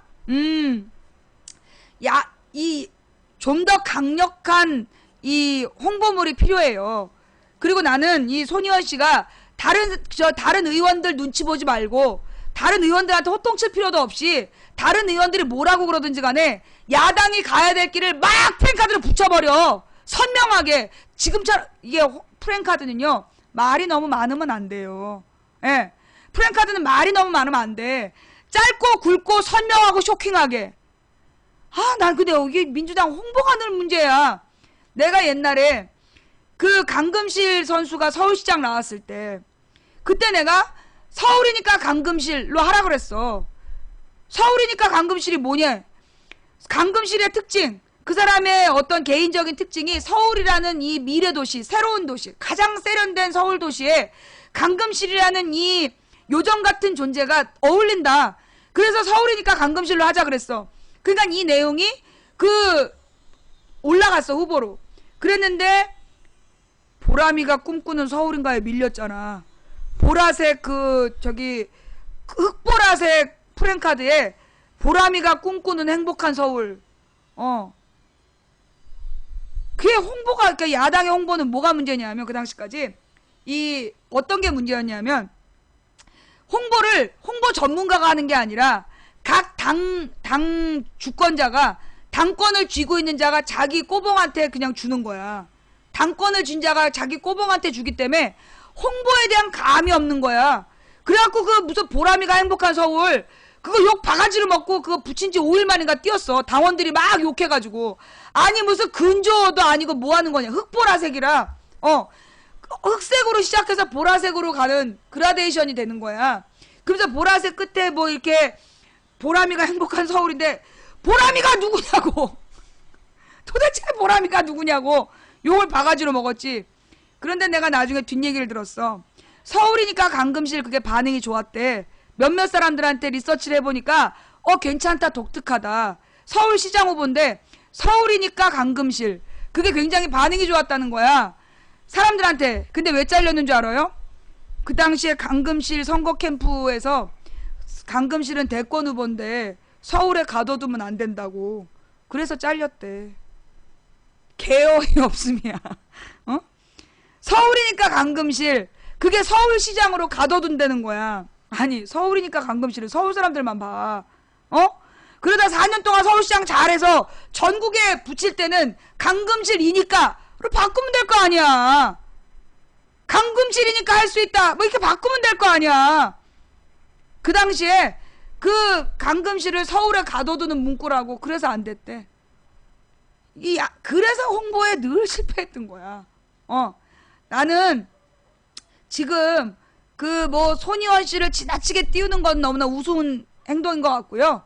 지금 필요한 거는 손희원 씨가 야당 의원들한테 들은 척도 하지 말고 그 새누리당 홍보위원장처럼 국민이 원하는 얘기를 막 써버려. 막 써제끼라고. 어차피 나중에 선거 끝난 다음에 새누리당 책임지는 거 봤어? 그리고 거기에 동의하는 국회의원만 뽑으면 되는 거니까 국민이 원하는 내용이 뭔지부터 조사했으면 좋겠어요. 예? 국민이 원하는 야당의 정책이 뭐냐, 국민들이 야당에게 원하는 게 뭐냐, 그거부터 조사하라고. 그리고 그 내용을 짧고 간결하게 선명하게 던지라고. 그게 난 필요하다고 봐. 지금 뭔가 이게 제1야당이 좀 존재감이 있어야 내년에 선거라도 해보지. 지금 진보정당 지지자들은 새누리당이나 새정이나 똑같다 그러고 다녀. 그러면 진보정당에 표 줄 것 같아? 내년에 사람들이 투표 안 해. 2008년 선거가 그랬어. 한나라당이나 민주당이나 똑같다라고 쌩 지랄했거든. 그때 투표율 최악이었어. 투표율, 국회의원 투표율 47% 나온 데도 있었다고. 정신 똑바로 차려야 돼요. 그러면 왜 야당은 지금 소위 독일식 정당 명부제 내지는 권역별 비례대표제, 여기에 비례대표제에 왜 자꾸 신경 쓰는지 알아요? 왜 새누리당은 비례대표제를 계속 공격하고 왜 야당은 비례대표제에 자꾸 집착하는지 그거 배경 알아요? 지금 야당에서는 진보정당에게 비례대표를 먹으라는 거야. 너네가 비례대표 먹고 지역으로 출마하지 마라. 그 뜻이야. 요거 비밀인가? 지금 왜 새누리당이 비례대표제에 대해서 계속 흠집을 내느냐 하면 지금 야당에서 비례대표를 진보정당에게 주고 비례대표를 진보정당에게 나눠주고 대신 지역으로 출마하지 마라. 그런 뜻이야. 그래서 그 소위 비례대표로 옛날처럼 티내는 야권연대가 아니라 비례대표의 지분을 나누면서 그 지역으로 표가르지 말자라는 사인을 보내는 거야. 그러니까 새누리당에서는 무조건 비례대표 나쁜 거라고. 그럼 누나는 비례대표 출마하지 마. 왜 새누리당이 비례대표를 그렇게 욕을 하냐면 박근혜도 비례대표 출신이야. 마치 비례대표가 국회를 망치는 주범인 것처럼 지랄하는 이유가 그거예요.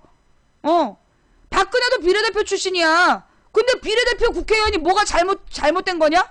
아니 비례대표 제대로 뽑겠다는데 왜 지랄이야? 그 지랄하는 이유가 비례대표를 진보정당에게 어느 정도 양보하는 대신 지역으로 나오지 말란 뜻이야. 그러니까 그걸 갖다가 방해하려고 지금 저 지랄 연병들이라고. 자, 하여튼 그런데 내가 볼 때는 진보 야당이 받아들일 것 같진 않아요. 예. 그런 지금 새정연의 제안을 진보 야당이 받아들일 것 같진 않아. 뭐 노회찬, 심상정 이런 사람들이 지역을 포기하겠어?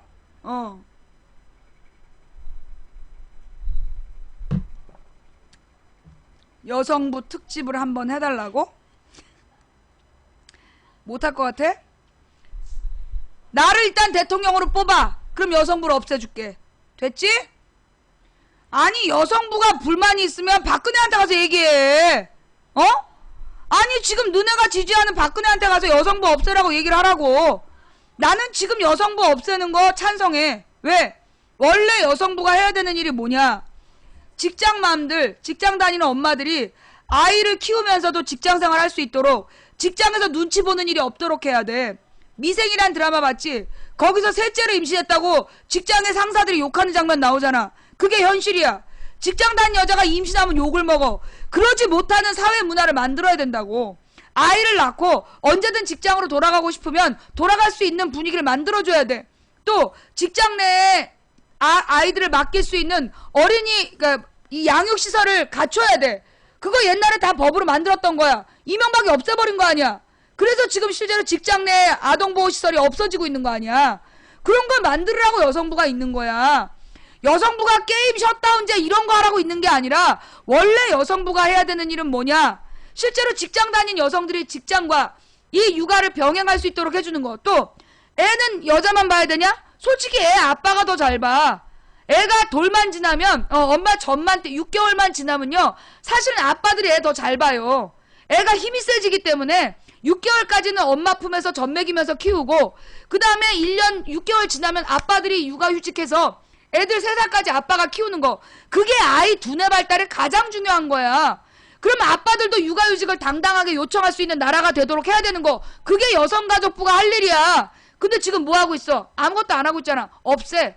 그따위 여성부는 없애는 게 나아. 그리고 정권 바꿔서 새로 만들게. 박근혜 정부의 여성부는 없는 게 나아. 이명박 박근혜 정부의 여성가족부는 없는 게 낫다고. 그 여성가족부에서 받아먹는 그 5천억 그 돈 아까워. 아무 하는 일 없으면 받아먹는 거 아니야. 그러니 없애는 거 난 동의하고 내가 대통령 되면 새로 만들어줄게. 오케이? 자. 그렇다 해서 내가 대통령으로 직접 나갈 거라는 건 아니야.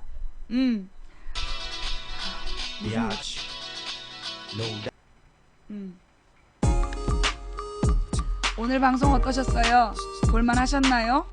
볼만하셨다라면 추천 부탁드릴게요. 예, 아까 오늘 또 못했네. 아이고 이 초콜릿 이거 불타는 10미니 또 못했어. 아이고 이거 강제 추천 받아야 되는데. 아이고 이거 어떡하면 좋아. 이거 아까워서. 예. 자, 이 시청률이 최고일 때 받았어야 됐는데. 예. 자, 오늘 방송 볼만하셨어요? 볼만하셨다라면 추천 부탁드리고요. 방송이 재미없으면 오지 마세요. 야! 방제는 알았어. 자이언티 전번 피해. 맞아. 미안해. 지금 인피니티가 나와야 되는데 방송 끝낼 뻔했어. 자이언티 전번 피해 저게 뭐냐면 무한도전에서 지금 이제 그 어저께 고속도로 가요제를 한 거야. 영동고속도로 가요제를 하면서 거기 4만 명이 모였대. 4만 명이 모였는데 그 당시 그 4만 명이 모인 사람들 중에 그 이제 자이언티의 노래 중에 전화번호가 공개가 된 거야. 그랬더니만 그 전화번호를 보고 그 4만 명이 전화를 눌러댄 거야. 전화를 눌러대니까 그 피해자가 속출했다. 그런 주장이야. 노래 가사 중에 자이언티의 전화번호가 공개됐고 그로 인해서 끝번호만 다른 자기가 피해를 보고 있다라고 글을 막 올리는 사람들이 수백 명이야. 그렇게 글 올리는 사람이 수백 명이라고. 끝번호는 원래 8명만 다른 거 아니냐? 아니 솔직히 얘기해갖고 끝번호는 한 9명만 다른 거 아니야? 근데 자기가 끝번호가 다른 피해자라는 사람이 수백 명이야? 그게 말이 되냐고.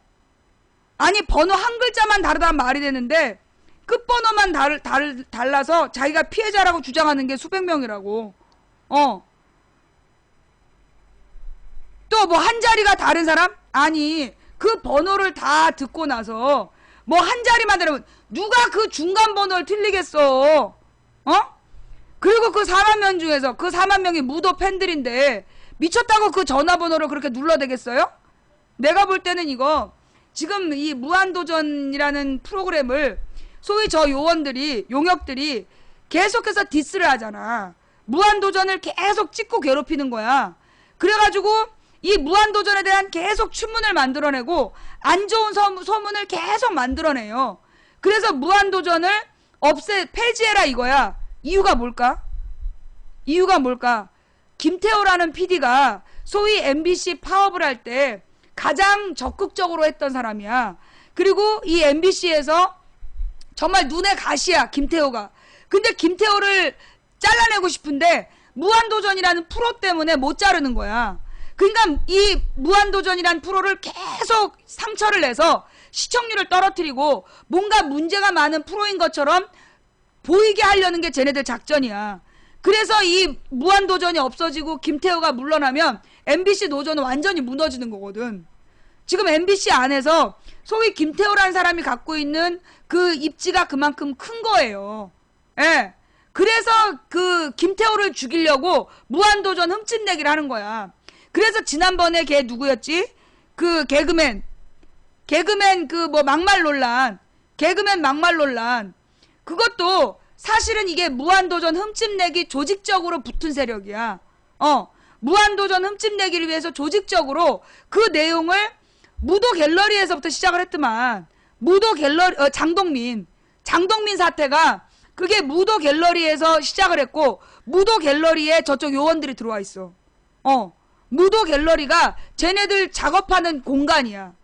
이제까지 파악한 바에 의하면 무도 갤러리에 저쪽 놈들이 들어와 있고 걔네들이 계속해서 뭔가 작업을 해. 그리고 얘네들이 각 사이트로 막 퍼돌리면서 어떻게든지 무도에 흠집내기를 하고 있는 거야. 내가 아까도 트위터에 올린 놈 봤는데 그 새끼 옛날에 나한테 악플 달았던 놈이야. 그런 애가 무도 욕을 하고 있더라고. 그러니까 이 지금 무도의 뭐 자이언티 논란 이거 그쪽에서 조직적으로 준비한 거라고 나는 보여. 나한테 막 쌍욕하고 뭐 세월호에 대해서도 안 좋은 글 써서 내가 내 눈에 익었던 아이디들이 지금 그 자이언티 욕하고 있어. 그러는 거예요 지금. 한번 찾아봐. 지금 그 자이언티 욕하고 있는 애들이 누군지 한번 찾아보라고. 그 걔네들의 과거의 트위터를 한번 쭉 보면 걔네들이 무슨 글 썼던 애들인지 보여. 예. 물론 이 장동민이 그 했던 말이 잘했다는 건 아니야. 장동민의 막말이 잘했다는 건 아니에요. 그런데 그때 장동민이랑 막말했던 사람 다 연애활동 하고 있잖아. 그지? 그럼 뭐 장동민이 지금 연애활동 접었어? 장동민의 막말이 그렇게 심각했으면 그럼 장동민 다른 프로도 낙마시켜야지. 또 장동민이랑 같이 막말했던 그런 애들도 다 물러나야지. 결국 무도에서 장동민이 나오려고 했기 때문에 그걸 건수 잡아가지고 그거 괴롭힌 거야. 실제로 그런 거예요. 여시가 지랄한 거 아니야. 그거 여시가 지랄했다 덮어 씌운 거예요. 여시에서도 맨 처음부터 여시에서 주도한 거 아니다. 장동민 논란을. 그걸 무도계에서 주도한 거야. 무도계에서 주도한 걸 여시 애들이 같이 공유한 건데, 여시가 주도했다라는 걸로, 예, 여시가 주도했다라고 덮어 씌운 거야. 그리고 그 여시 논란, 아몰랑 여시 논란이 그것도 조직적으로 준비된 거야. 타진요처럼. 타진요 논란처럼 그거 조직적으로 준비된 거야. 왜 그러냐 하면요. 여러분 지금 또 뭐더라? 트위터에서 여전히 돌고 있는 내용 중에 보면 여성 비하. 지금 여성 비하하는 글들 있잖아요. 그러니까 성대결을 부추기는. 오늘 얘기 잘했어. 아까 여성부 특집하라는 얘기. 말 잘했다. 이게 일부러 팀이 있다니까. 성대결을 부추기는 팀이 있어요. 그 무슨 얘기냐면 요 성대결을 부추겨가지고 언제나 이제 왜 지난번에 무슨 남성 머시기가 있었잖아. 그래서 여성부 폐지해라, 여자도 군대 가라, 그러면서 뭐 군 가산점 달라 이런 요구했던 조직이 있었어. 그게 팀이야. 그 팀을 움직였던 핵심 세력들이 그 팀에서 적극적 활동했던 애들이 팀이라고. 걔네들이 어느 때 나타나냐면 이명박이 군 미필이었어. 그래서 이명박이 군 관련해서 안보 관련해서 사고를 계속 쳤단 말이야. 그러면 거기에 대해서 네티즌들이 다 같이 군 미필 주제에 네가 무슨 안보 책임지지 않냐 비판이 붙어. 그럼 그 밑에 여자도 군대 가라고 글을 써. 뜬금없이. 이명박이 군 미필이면서 국군 통수권을 갖고 있어서 문제가 많다는 비판글을 쓰고 있는데 군대도 안 갔다 온 여자가 왜 군대 얘기하냐고. 그러면서 말 못하게 하고 여자도 군대 가라 이런 얘기를 계속 써붙이는 거야. 그러면서 논점을 돌려버리는 거야. 그 팀이 있어요. 예. 그 팀이 그렇게 돌아가는 거야. 걔네들이 여성부 폐지하라는 주장을 해. 그럼 왜 걔네들은 끊임없이 여성부를 폐지하라고 그러느냐. 여성부가 김대중이 만들었다고. 여성부를 김대중이 만들었다고 여성부를 없애야 된다는 주장을 하고, 그러면서 끊임없이 여성비하, 김치녀, 된장녀, 뭐 무슨 낙태충 뭐 이러면서 그런 말들을 다 그들이 만들어내는 거야. 그러면서 루저 이런 이야기, 남자는 루저라고 얘기하고 여자는 김치녀, 된장녀, 무슨 낙태충 이런 말을 만드는 게 한 팀이야. 한 팀에서 그 말을 만드는 거예요. 그래서 그렇게 한 팀에서 그 말을 만들어서 논쟁을 붙이는 거야. 이유가 뭔지 알아요?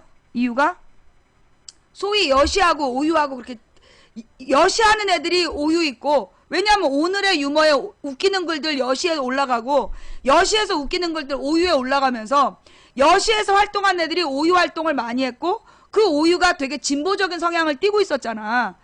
그러니까 그 진보적인 성향을 띠고 있는 오유에 모인 사람들을 깨기 위해서 국정원에서도 활동을 했잖아요. 그거 알죠?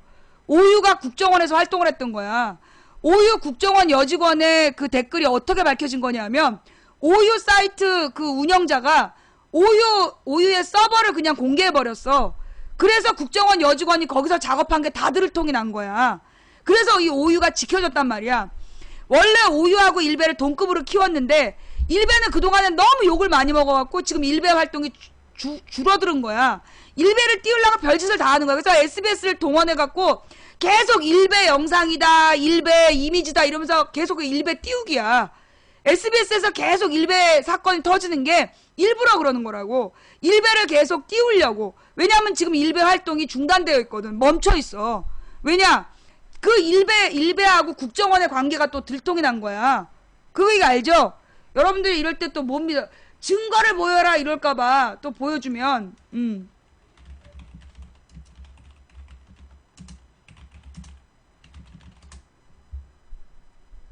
네.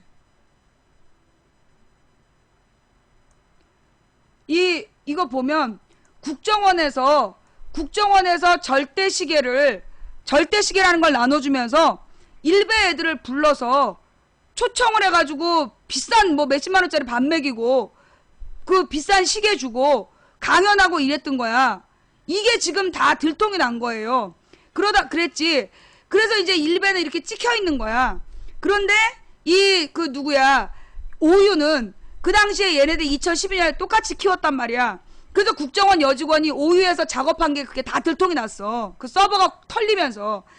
서버를 공개해버리면서. 그러면서 이 오유는 살아남은 거야. 그러면 이제 이 얘네들은 오유를 깨야 되잖아. 오유를 깨야 되는데 오유에서 가장 활동을 열심히 하는 애들이 어떤 성향인가를 본 거야. 그래서 이 오유에서 활동하는, 적극적으로 활동하는 애들이 여시라는 활동도 열심히 하고 있구나. 그걸 알아낸 거지.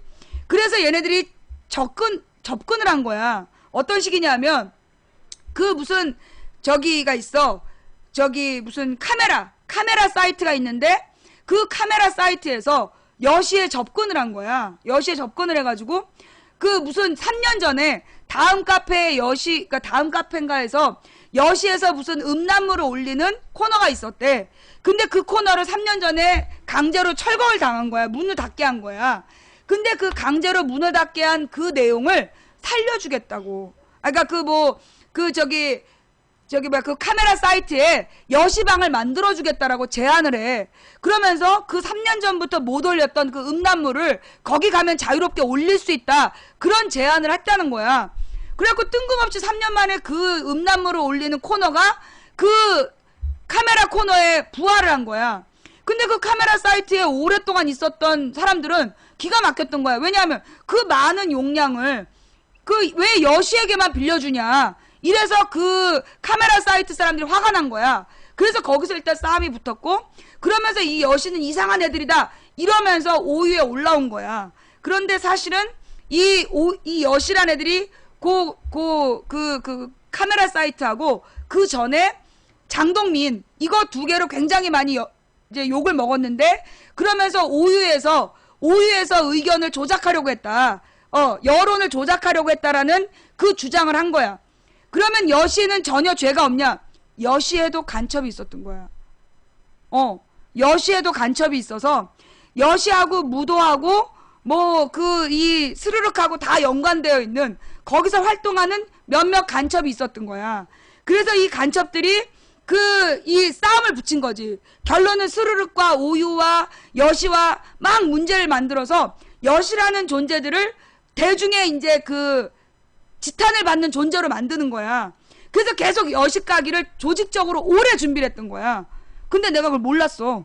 나는 몰랐는데 이게 원래는 내가 볼 때 이 여시가 중요할 때 터트리려고 준비했던 것 같아. 근데 내가 우연히 어느 날 어떤 사람이 이 여시에 대해서 여시하고 스르륵 논쟁 아냐고 딱 제보를 했어요. 근데 이거다 싶은 거야. 이거 잡아라. 그래서 내가 여시에 대해서 관심을 갖고 제보를 막 받은 거야. 그런데 이걸 내가 여시에 대해서 봐준다 그러면 여시에 대해서 이런 논리를 처음부터 피면 이놈들이 안 키워주잖아. 그래서 내가 어떻게 했냐면 여시에서 나 깐 거 누구냐. 왜냐면 나한테 어떤 애가 계속 여시에서 망치부인을 깐대는 거야. 여시에서 망치부인을 계속 까고 고소한다고 그랬다는 둥 계속 나한테 허위사실을 유포하는 거야. 그래서 내가 일부러 제목을 여시에서 나한테 악플 단 거 누구냐 이렇게 제목을 달았어. 그랬더니만 갑자기 위키 머시기가 나타나가지고 막 망치부인을 띄우는 거야. 망치부인이 일베 애들도 마비시킨 대단한 사람인데 여시 너희들 잘됐다 이러면서 나를 막 띄웠어. 근데 내가 이제까지 인터넷에서 작전을 폈던 세력들에 대해서 역사를 쫙 훑어주니까 그 다음에 내가 감옥 간 이야기에 대해서 되게 꼬아가지고 사실이 아닌 걸로 꼬아가지고 올리고, 그 다음에 또 뭐에 대해서 연북겔이라는 그 사이트에 대해서 굉장히 긍정적으로 글을 올려놨더라고. 결국 한패였던 거야. 그 연북겔 사건이 뭐냐면 이분 진짜 왜 이러시나요? 왜? 너의 과거야? 이게 연북겔 사건이라는 게 사실은 이제 이 소위 인터넷 안에서 지금 국정원에서 지네 애들을 키운 거라니까. 국정원에서 시계 나눠주고 비싼 밥 먹이고 선물 나눠주면서 자기네들의 입장으로 글 쓴 애들을 키웠다니까요. 증거가 다 있잖아, 기사로. 그렇게 키운 애들이 소위 DC 인사이드의 갤러리에서 활동하고 그 다음에 일베에서 활동하고, 무엇보다 국정원이 일베에서 글을 쓰고 그걸 막 퍼돌렸어. 그거 이미 2013년에 다 증거로 나와 있어. 그거 검찰에서 밝혀냈잖아. 몰랐어요? 찾아봐요. 2013년 뉴스로 다 나왔던 내용이야. 국정원이 DC 인사이드와 그 다음에 일베와 오유와 다 거기서 활동했어. 그러면서 자기네 글을 퍼돌리는 애들을 데려다 키운 거고, 그런 애들이 소위 여론을 조작했던 거고.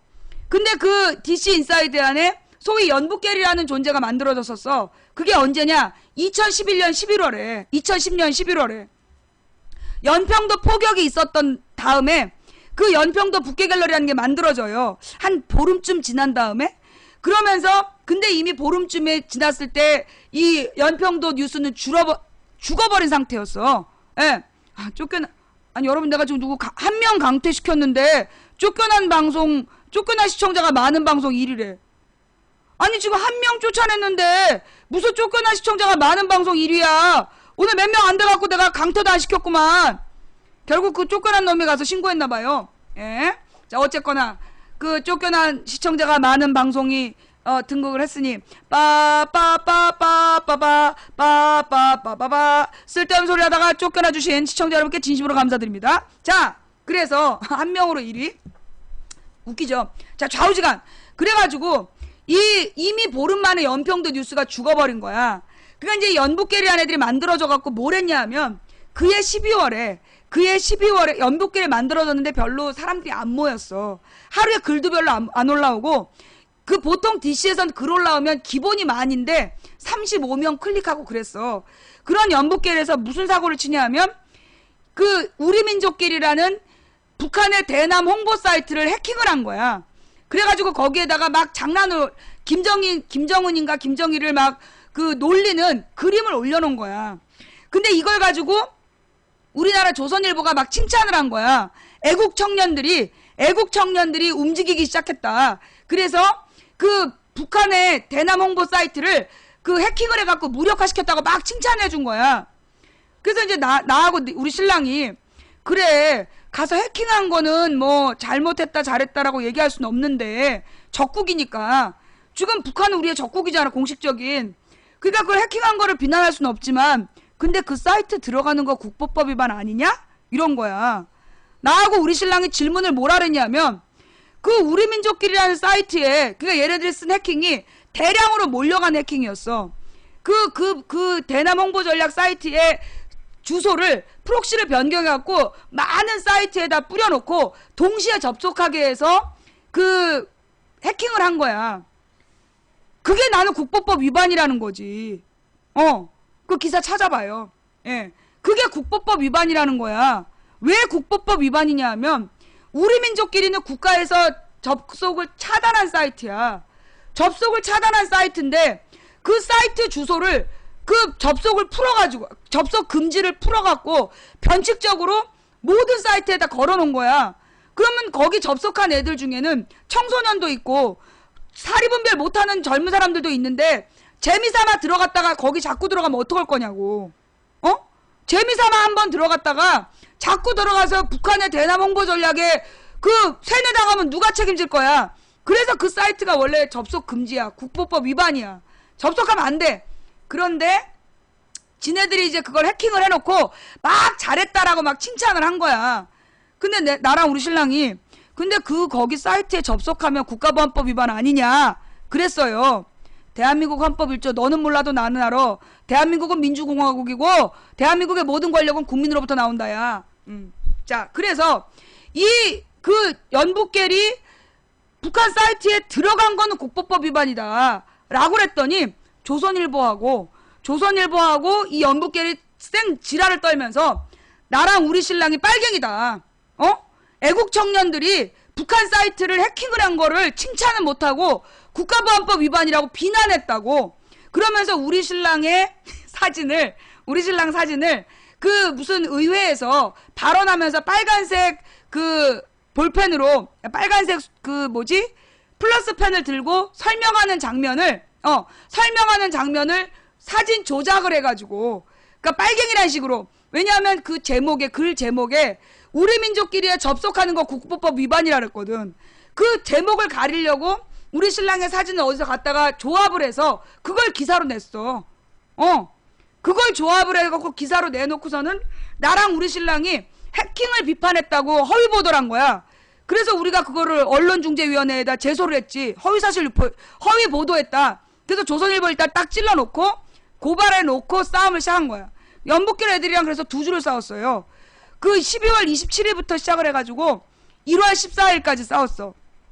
근데 1월 14일 날까지 싸우는데 얘네가 이 막판에 지대들이 싸우다 안 되니까, 나하고 논리적으로 안 되니까, 그 당시에 이제 내가 그때 기가 막힌 일을 겪어요. 그때 우리 시청자들 많이 봤는데, 그때 연복길에서 자기가 연복길에서 왔다고 나한테 전화를 해. 그래놓고 뭐라 그러냐면, 자기네들은 매일매일 조선중앙통신인가? 방송을 보고, 조선중앙통신 방송을 보고, 매일매일 노동신문을 읽고, 매일매일 북한 사이트에 들어간다는 거야. 다 그러지 않느냐. 그때 그거 기억나요? 그때 연북계에서 전화로 나한테 토론을 하는데, 전화 토론하는 놈들이 하나같이 자기네들은 매일매일 노동신문을 읽고, 매일매일 북한 방송을 듣고, 매일매일 북한의 대남홍보 사이트에 들어간다는 거야. 다 그렇지 않냐 이러면서 얘기를 하는 거예요. 그래서 내가 그거 간첩들이 하는 거 아니냐고. 아니 어디 가면 노동신문 보냐, 어디 가면 북한 방송 듣느냐. 난 이제까지 노동신문을 읽고 북한 방송을 들어본 적이 없는 사람이다. 그래서 내가 막 따졌어. 근데 나한테 왜 모른 척 하느냐는 거야. 지금 생각하니까 그게 국정원 직원들이었던 거지. 국정원 직원이니까 매일 노동신문 읽고, 나이는 30대 중후반 남자야. 30대 중반에서 40대 초반 남자들이 대낮에 전화를 해갖고 자기네들은 매일매일 노동신문을 읽고 매일매일 북한 방송을 보고 매일매일 북한 사이트에 들어간대. 지금 생각하니까 국정원 직원 같아. 결정적인 게 뭐냐, 내가 그래서 그날 이제 방송을 하다가 111에 전화를 해. 111이 국정원이야. 111에 전화를 해가지고 우리민족길이라는 사이트에 플록시를 변경해서 수시로 접속하면, 그러니까 여러 차례 접속하면 국보법 위반이냐 아니냐 물어봤어.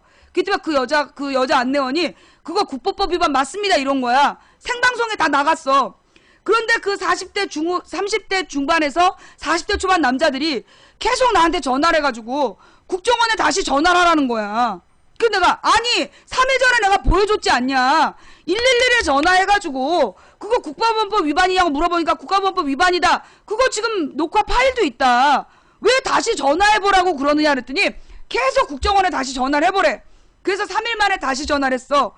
그랬더니만 그 여자 직원이 똑같은 질문을 했더니 자기 입장에서 답변 드릴 수가 없다는 거야. 답변이 바뀌어 있었던 거야. 자, 그렇다면 국정원에 전화하면 답변이 바뀌어 있을 거라고 아는 사람들은 누구일까요? 국정원에 내가 다시 전화하면, 3일 만에 전화하면 답변이 달라질 거라는 걸 알고 있었던 사람들은 누구일까요? 국정원 직원인 거지. 아, 그거 녹화 파일도 있어. 그거 찾아봐. 아니, 정황상 그렇잖아. 국정원 직원한테 전화를 다시 하라. 그러면 내용이 달라져 있을 거다. 아니, 국정원 직원이 아니면 그걸 누가 알아? 안 그래? 그래갖고 그 당시에 그 전화를 해갖고 내가 물어봤더니 내가 느낌을 알았어. 다시 전화하면 내용이 바뀌어 있을 거라는 걸 아는 거야. 그때 3일을 끌었어, 일부러. 사람들 많이 보라고. 그 다음에 내가 질문을 했지, 똑같이. 그리고 답변이 달라진 거야. 그 내가 딱 끊고 나서 그랬지. 그런데 국정원에서 답변이 달라질 거라는 걸 어떻게 알았니? 그랬더니 순식간에 침묵.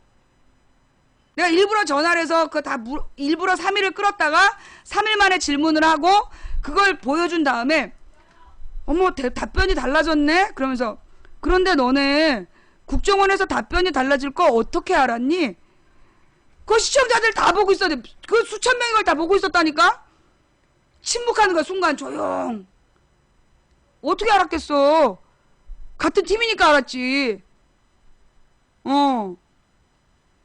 기가 막히죠? 그리고 나서 우리가 몰랐어. 설마 무슨 국정원에서 망치 보인 방송을 보냐. 다 안 믿었죠. 그런데 이제 이 국정원 얘네들하고 싸움을 하는 과정에서 내가 그 연북계 애들하고 그런 일을 막 겪다가 마지막에 이 새끼들이 우리 딸 사진을 걸어놓고 얘 강간하고 싶지 않냐 그런 거야. 초등학교 10살 때 사진을 걸어놓고 얘 강간하고 싶지 않냐 이렇게 글을 썼어. 그 밑에 낄낄거리면서 같이 막 놀고 우리 딸 얼굴하고 남자 성기 사진하고를 뭐라 그러냐 합성을 해가지고 그걸 합성을 해가지고 막 올린 거야. 그래서 내가 그 내용을 그대로 DC 인사이드에다가 보냈어. DC인들에게 묻겠다. 예, DC인들에게 묻겠다. 그 유명한 사건에 가서 찾아봐. 네, 그러면서 당신들이 나하고 정치적 입장이 다를 수는 있다. 그러나 나하고 정치적인 입장이 다르다고 내 어린 딸한테 이러면 되냐 안 되냐 이러면서 DC인들한테 내가 질문을 던졌어. 그러자 야구 갤러리에서 누가 글을 쓴 거야. 자기는 망치 부인의 정치의식에 동의하지 않는다. 그러나 이건 있을 수 없는 일이다 라고 글을 썼어. 나한테. 우리 방송국에서 글을 썼어. 그 다음에 또 어떤 애가 자기 코겔인데 망치 부인의 정치적인 입장에 동의하지 않지만 이건 용서할 수 없는 일인 것 같다 라고 얘기를 하고 전화를 끊었어. 그리고 난 다음에 그날 밤 난리가 났어. 그래갖고 DC인사이드에서 연북겔이 완전히 초토화돼. 걔 박살이 나는 거야. 그래서 어떻게 됐냐, 이름을 바꿨어. 국가안보 갤러리라고. DC인사이드라고 있어요. 그런 사이트가 옛날에 있었어. 지금도 있긴 있는데 국가안보 갤러리라고 이름을 바꿨다니까. 거기 글도 나와. 야, 우리 이대로는 활동 못하니까 차라리 이름을 바꾸자. 그래서 국가안보 갤러리라고 이름이 바뀌었어. 그런데 그게 14일의 일이야. 그날 밤 아무도 더 이상 망치 부인을 그 DC인사이드 연북겔에서는 내 이름을 감히 쓰고 글을 올릴 수가 없었어. 그런데 한 새끼가 글을 올려. 응응이란 이름으로 내 얼굴하고 내 딸 사진을 같이 올려놓고 거기다가 댓글을 달아. 댓글을 달면서 인연도 커서 엄마처럼 빨갱이 되겠지. 지 애미처럼 빨갱이 되겠지. 운동권 애들한테 다 대주고 자기는 줘도 안 먹겠지만 이런 댓글을 다른 거야. 좌익교수란 이름으로. 그게 국정원 직원이라는 게 밝혀졌잖아. 그게 국정원 직원이라는 게 밝혀졌어. 행정수수료. 그래서 그 모든 사건이 하나로 완전히 해석이 된 거지. 그 얘기 몰랐죠? 오늘 처음 듣는 사람도 있죠? 우리 망치부인 방송국에 가보면 망치부인 방송국에 가보면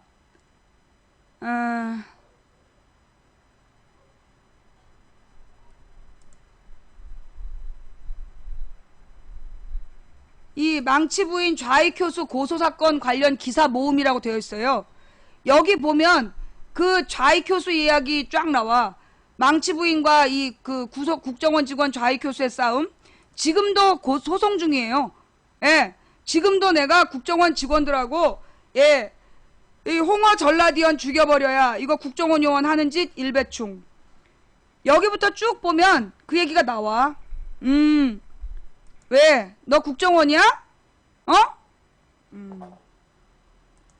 그래서 내가 이 연북겔 문제에 대해서 내가 쫙 이 인터넷 조직의 흐름을 읽어줬더니 그 무슨 여시 사건을 다뤘던 여시 사건으로 나를 막 띄우던 무슨 글에 갑자기 연북겔을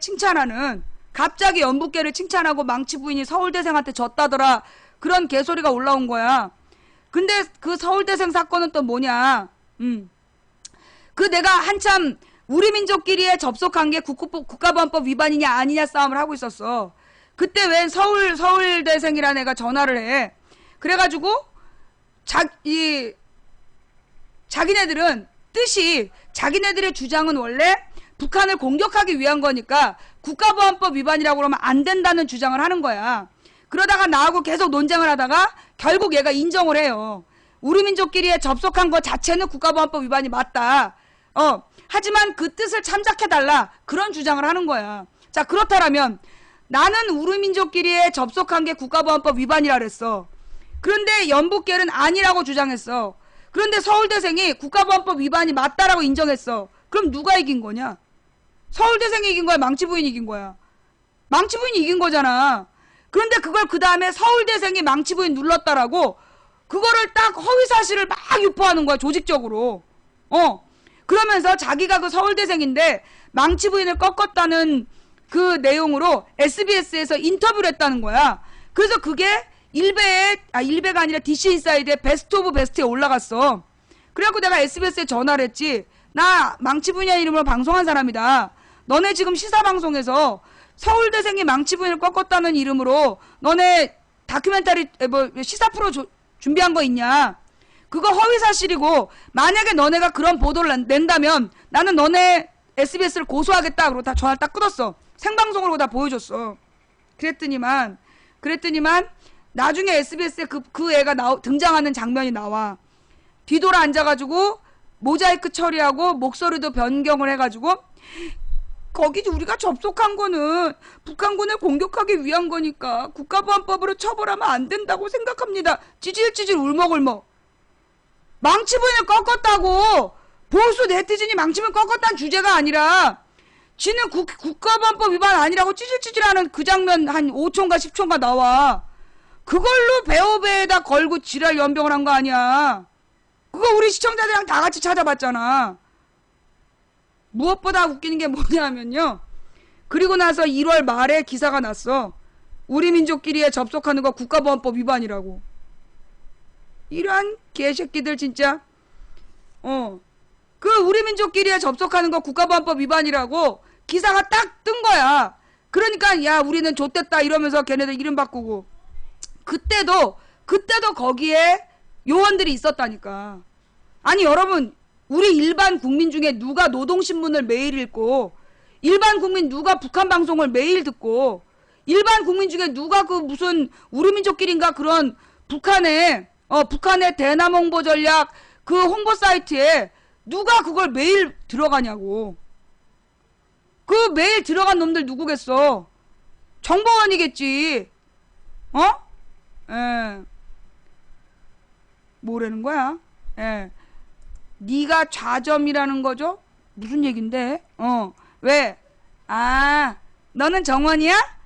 아, 네가 그때 나한테 전화했던 놈이구나. 쪽팔려갖고 그러지 지금? 너의 과거가 낱낱이 드러나고 그거 DC에도 가면 다 역사적으로 남아있는 얘기 아니야. 그리고 내가 그때 DC에서 우리 딸 시비건 새끼들 내가 20명인가 고소하고, 그 다음에 일베에서 또 그 짓거리 해가지고 내가 800명 고소하고, 그 다음에 이제 날 못 건드리니까 이놈들이 지금 이제 그 난리도 아닌 거 아니야? 어쨌거나 자이언티 전번 피해, 자이언티랑 전화번호 한 글자가 틀려서 손해봤다고 그렇게 피해자가 속출하고 있다는데, 난 걔네들한테 번호가 뭐냐고 묻고 싶어. 자이언티랑 다른 번호가 뭐냐 한번 물어보라고. 왜냐하면 그 자이언티 번호는 거기 참석한 사람들밖에 모르잖아요. 네 전화번호에서 앞에 네 자리 다르고 그 자이언티랑 다르다는 그 번호가 몇 번이야 한번 대봐라. 그거 진짜 묻고 싶어. 정말로 본인이 맞는지. 내가 볼 때 이거는요, 무한도전에 대해서 흠집내기야. 무한도전 김태호를 쫓아내기 위해서 흠집내기 하고 있는 거야. 지네가 MBC를 다 장악했는데 여전히 무한도전이 끊임없이 박근혜를 비판하는 자막이 나오고 있잖아. 무한도전에서 지금 계속 이렇게 직접적으로 박근혜를 비판하진 않아요. 근데 은유적으로 박근혜를 비판하는 자막이 나오거나 상황이 연출이 되는 거야. 그래갖고 지난번에도 무슨 저기였잖아. 무한도전을 징계를 매겼잖아요. 메르스 사태 가지고. 메르스 가지고 뭐라고 그랬다고 징계 내리고 지랄했잖아. 결국은 지금 내가 볼 때 자이언티 전번 피해자라고 주장하는 애들한테 네 전화번호 까봐라. 진짜 다른지, 진짜 그 번호 맞는지 한번 묻고 싶다니까. 낙타 이야기 때문에 낙타 이야기 했다고 징계.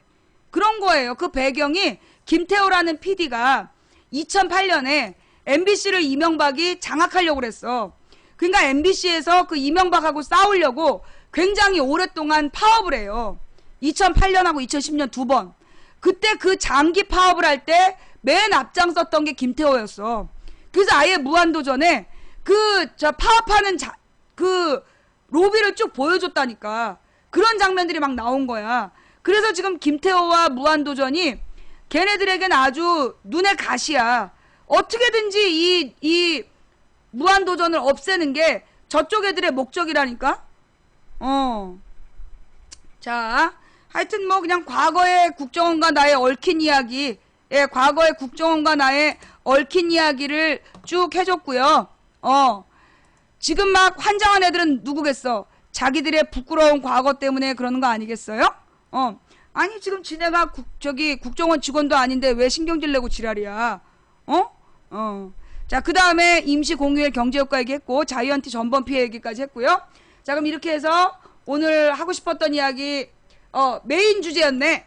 아이다 5시에 끝내야 되는데 오늘 인피니트 저기 컴백 무대 제일 마지막에 자, 오늘 이럴 때 듣고 싶은 노래죠. 정원이들에게 띄웁니다. 새 싸이가 불렀어요. 당신 너무나 이쁜 당신 항상 난 당신을 향해 행진 언제 거꾸로 신을지 몰라 고무신 그대도 너무 귀여운 당신 당신의 통 근데 이 자이언티가 왜 전화번호를 공개했는지 나도 궁금해요. 자, 오늘 망치부인 방송 어떠셨어요? 볼만하셨나요? 또 북한 속보야? 아, 이것도 주말용 뉴스구만. 정심하면 또 내가 망치부인도 주말에 또 긴급 생방송 할 수도 있어요. 예. 이 또 북한팔이 또 들어가면 망치부인 또 이 저기 긴급 생방송 할 수 있어. 자, 하여튼 뭐 너희는 세댔어. 자, 하던 얘기. 자, 이제 오늘 방송은요. 예, 여기까지 할게요. 그 혹시 또 내 중간에 또 이 주말에 이놈 새끼들이 또 북한팔이 하면 내가 또 이렇게 방송을 다시 해야 될지도 모르잖아. 어쨌거나 다음 주는 월요일 금요일만 방송합니다. 다음 주는 월요일 금요일이 정규 방송이고요. 그 화수목은 방송 안 할 예정인데 상황이 긴급하면 방송할 겁니다. 주말에도 지금 북한팔이를 그 저기 심하게 하면 그때 망치 부인이 다시 또 긴급 생방송 할 수 있어요. 자, 오늘 방송 어떠셨어요? 볼만하셨나요?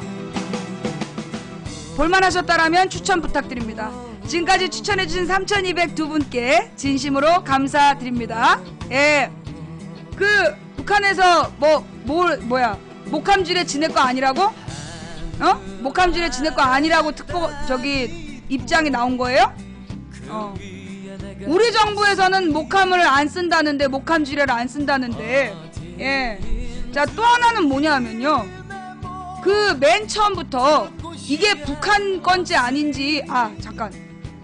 오늘 이게 왜 이러냐. 주말이라 그래? 자, 우리 지뢰 얘기 하나 하고 갈게요. 우리 정부에서 이 지뢰가 폭발을 했는데, 그게 북한 건지 아닌지 확인이 안 돼서, 북한에다가 남북 고위급 정상회담을 하자고 했다는 게 지금 해명이야. 근데 여러분, 목함지뢰는요, 우리 군은 안 쓰는 거래요. 우리 군은 목함지뢰가 없대. 그러면 맨 처음에 터진 날, 그게 목함지뢰가 터진 거는 터질 때 안다며. 목함지뢰라는 건 터질 때 안 돼. 그러면 당일날 그게 이 나무 껍데기 지뢰가 터졌다라는 걸 당일에 알았고, 그러면 이거는 북한군이었다라는 게 당일날 알 수 있었던 내용이래. 당일날 알 수 있었던 내용인데 그걸 8일까지 몰랐다고 지금 주장하고 있는 게 말이 안 되는 거래요. 목함 지뢰가 터졌으면 우리 군에서 안 쓰는 지뢰니까. 자, 지뢰 사고가 발생해서 둘 중에 하나야. 우리 쪽에서 매설했던 지뢰거나 저쪽 애들이 매설한 지뢰라고. 근데 우리 군은 목함 지뢰를 쓰지 않아. 근데 그날 터진 게 목함 지뢰야. 그럼 당연히 북한 거잖아. 그럼 북한 지뢰라는 거에 맞춰서 우리 정부가 대응을 했어야 됐는데 6일 동안 모르고 있었다는 거 아니야. 6일 동안 모르고 있었다는 거예요. 그게 문제라는 거야. 북한이 정전협정을 위반하고 지뢰를 매설했다면 이거는 당연히 우리 정부에서 즉각 조치를 했어야 되는 매우 심각한 상황이야. 매우 심각한 상황. 한마디로 전쟁에 준하는 매우 심각한 상황에 맞게끔 군부대를 가동을 시켜야 되는 거예요. 그런데 우리 정부에서 어떻게 했다고? 6일 동안 몰랐다니까. 심지어 10일날 대통령이 북한이 표준시 바꿨다는 얘기만 했잖아. 그게 뭘 얘기하겠어. 우리 정부는 지금 안보에 대해서도 아무런 대비가 안 돼 있다는 얘기야. 내가 어저께 지뢰 폭발 사태 컨트롤 타워가 없었다 그랬더니 누가 우리 시청자 의견란에 글을 올렸어. 방송을 안 들어서 모르지만 제목이 잘못됐다고. 이런 지뢰 문제는 군부대가 훨씬 정확하지 청와대에서 컨트롤 타워 하는 거 아니라고. 방송을 안 봤으면 글을 쓰질 말든가 아니면 방송을 똑바로 이해를 하든가. 지뢰 사태에 대한 대응은 군부대가 하는 게 맞아. 그런데 군부대도 제대로 매뉴얼대로 대처하지 않았다는 거예요. 우리 군부대에서 지뢰가 폭발하면 하는 매뉴얼이 있대. 그 매뉴얼대로 안 됐다는 거야, 대처가. 그리고 중앙정부에서도 그 사태 파악이 전혀 안 됐다는, 그리고 중요한 건 지뢰가 폭발했는데 북한에 대화하자 그랬다는 거야. 그게 청와대가 컨트롤 타워 역할을 못했다는 거라고. 이쯤 되면 스피커가 없는 거냐, 뇌가 없는 거냐, 아니면 둘 다 없는 거냐. 오늘 방송 여기까지 할게요. 내 음악 틀면 또 못할 것 같아. 자, 오늘 방송 여기까지야. 더 이상 날 붙들지 마. 난 오늘 쉬어야 돼. 자, 오늘 내가 이번 주에 계속 5시 반까지 너무 무리한 방송을 했어. 왜냐면 다음 주에 지금 원래 3일을 방송을 쉴 계획인데 왠지 느낌이 못 쉴 것 같아. 왠지 뭔가 또 사고가 터져서 내가 또 이 특별 생방송을 할 것 같은데. 하여튼 원래 월요일 다음 주는 17일, 21일은 정규 생방송이야. 그리고 화수목은 비상사태가 발생하면 모바일 생방송. 자, 지금까지 도봉구 창동사는 불량주부 망치부인이었습니다. 다음 생방송은 월요일 낮 2시 정규 생방송이고요. 비상사태가 발생하면 언제든 모바일 생방송을 시작하겠습니다. 자, 지금까지 시청해주신 모든 분들께 감사드립니다. 그리고 오늘 후원해주신 한 분 한 분께 진심으로 감사드립니다. 여러분의 후원이 너무 감사해서 제가 막 그 가슴이 떨릴 정도로 좋지만 그렇게 표현하면 선물하지 못하는 분들이 우울해하실까봐 못 본 척 한 거니까 양해를 부탁드립니다. 그리고 추천해주신 3264분께 더욱더 감사드립니다. 또 처음부터 끝까지 시청해준 여러분께 더욱더 감사드립니다. 그리고 각방에서 고생하신 매니저 여러분께 감사드립니다. 그리고 이 방송을 녹음 녹화 떠서 유튜브와 팟캐스트에 뿌려주시는 우리 시청자님들께도 더욱더 감사드립니다. 그분들께 여러분들 꼭 그 방송을 들으시거나 제 방송을 보시거나 팟캐스트를 들으실 때는 고맙다는 인사말 꼭 남겨주시기를 부탁드립니다. 지금까지 도봉구 창동사는 불량주부 망치부인이었습니다. 상식이 통하는 합리적인 민주사회에 가난해도 행복한 서민이 되고 싶다라는 꿈을 가진 망치부인입니다. 그게 되겠냐? 된다고 믿든 안 된다고 믿든 당신의 믿음대로 될 것입니다. 하지만 한 사람이 꾸는 꿈은 꿈일 뿐이지만 백인이 꾸고 만인이 꾸면 현실이 된답니다. 또 우리가 가는 길은 갈 만한 길이라서 가는 것이 아니라 가야 할 길이라서 가는 겁니다. 누군가 간절히 소망하면 온 우주가 그의 소망을 위해 움직이기 시작한답니다. 국정원이 정말 외적 방어에만 전념을 기울이는 그날이 올 때까지 우리 망치부인의 꿈을 나누어 꺼주시기를 바랍니다. 오늘 우리가 꾼 꿈이 현실이 되는 그날까지 망치부인의 방송을 쭉 이어가겠습니다.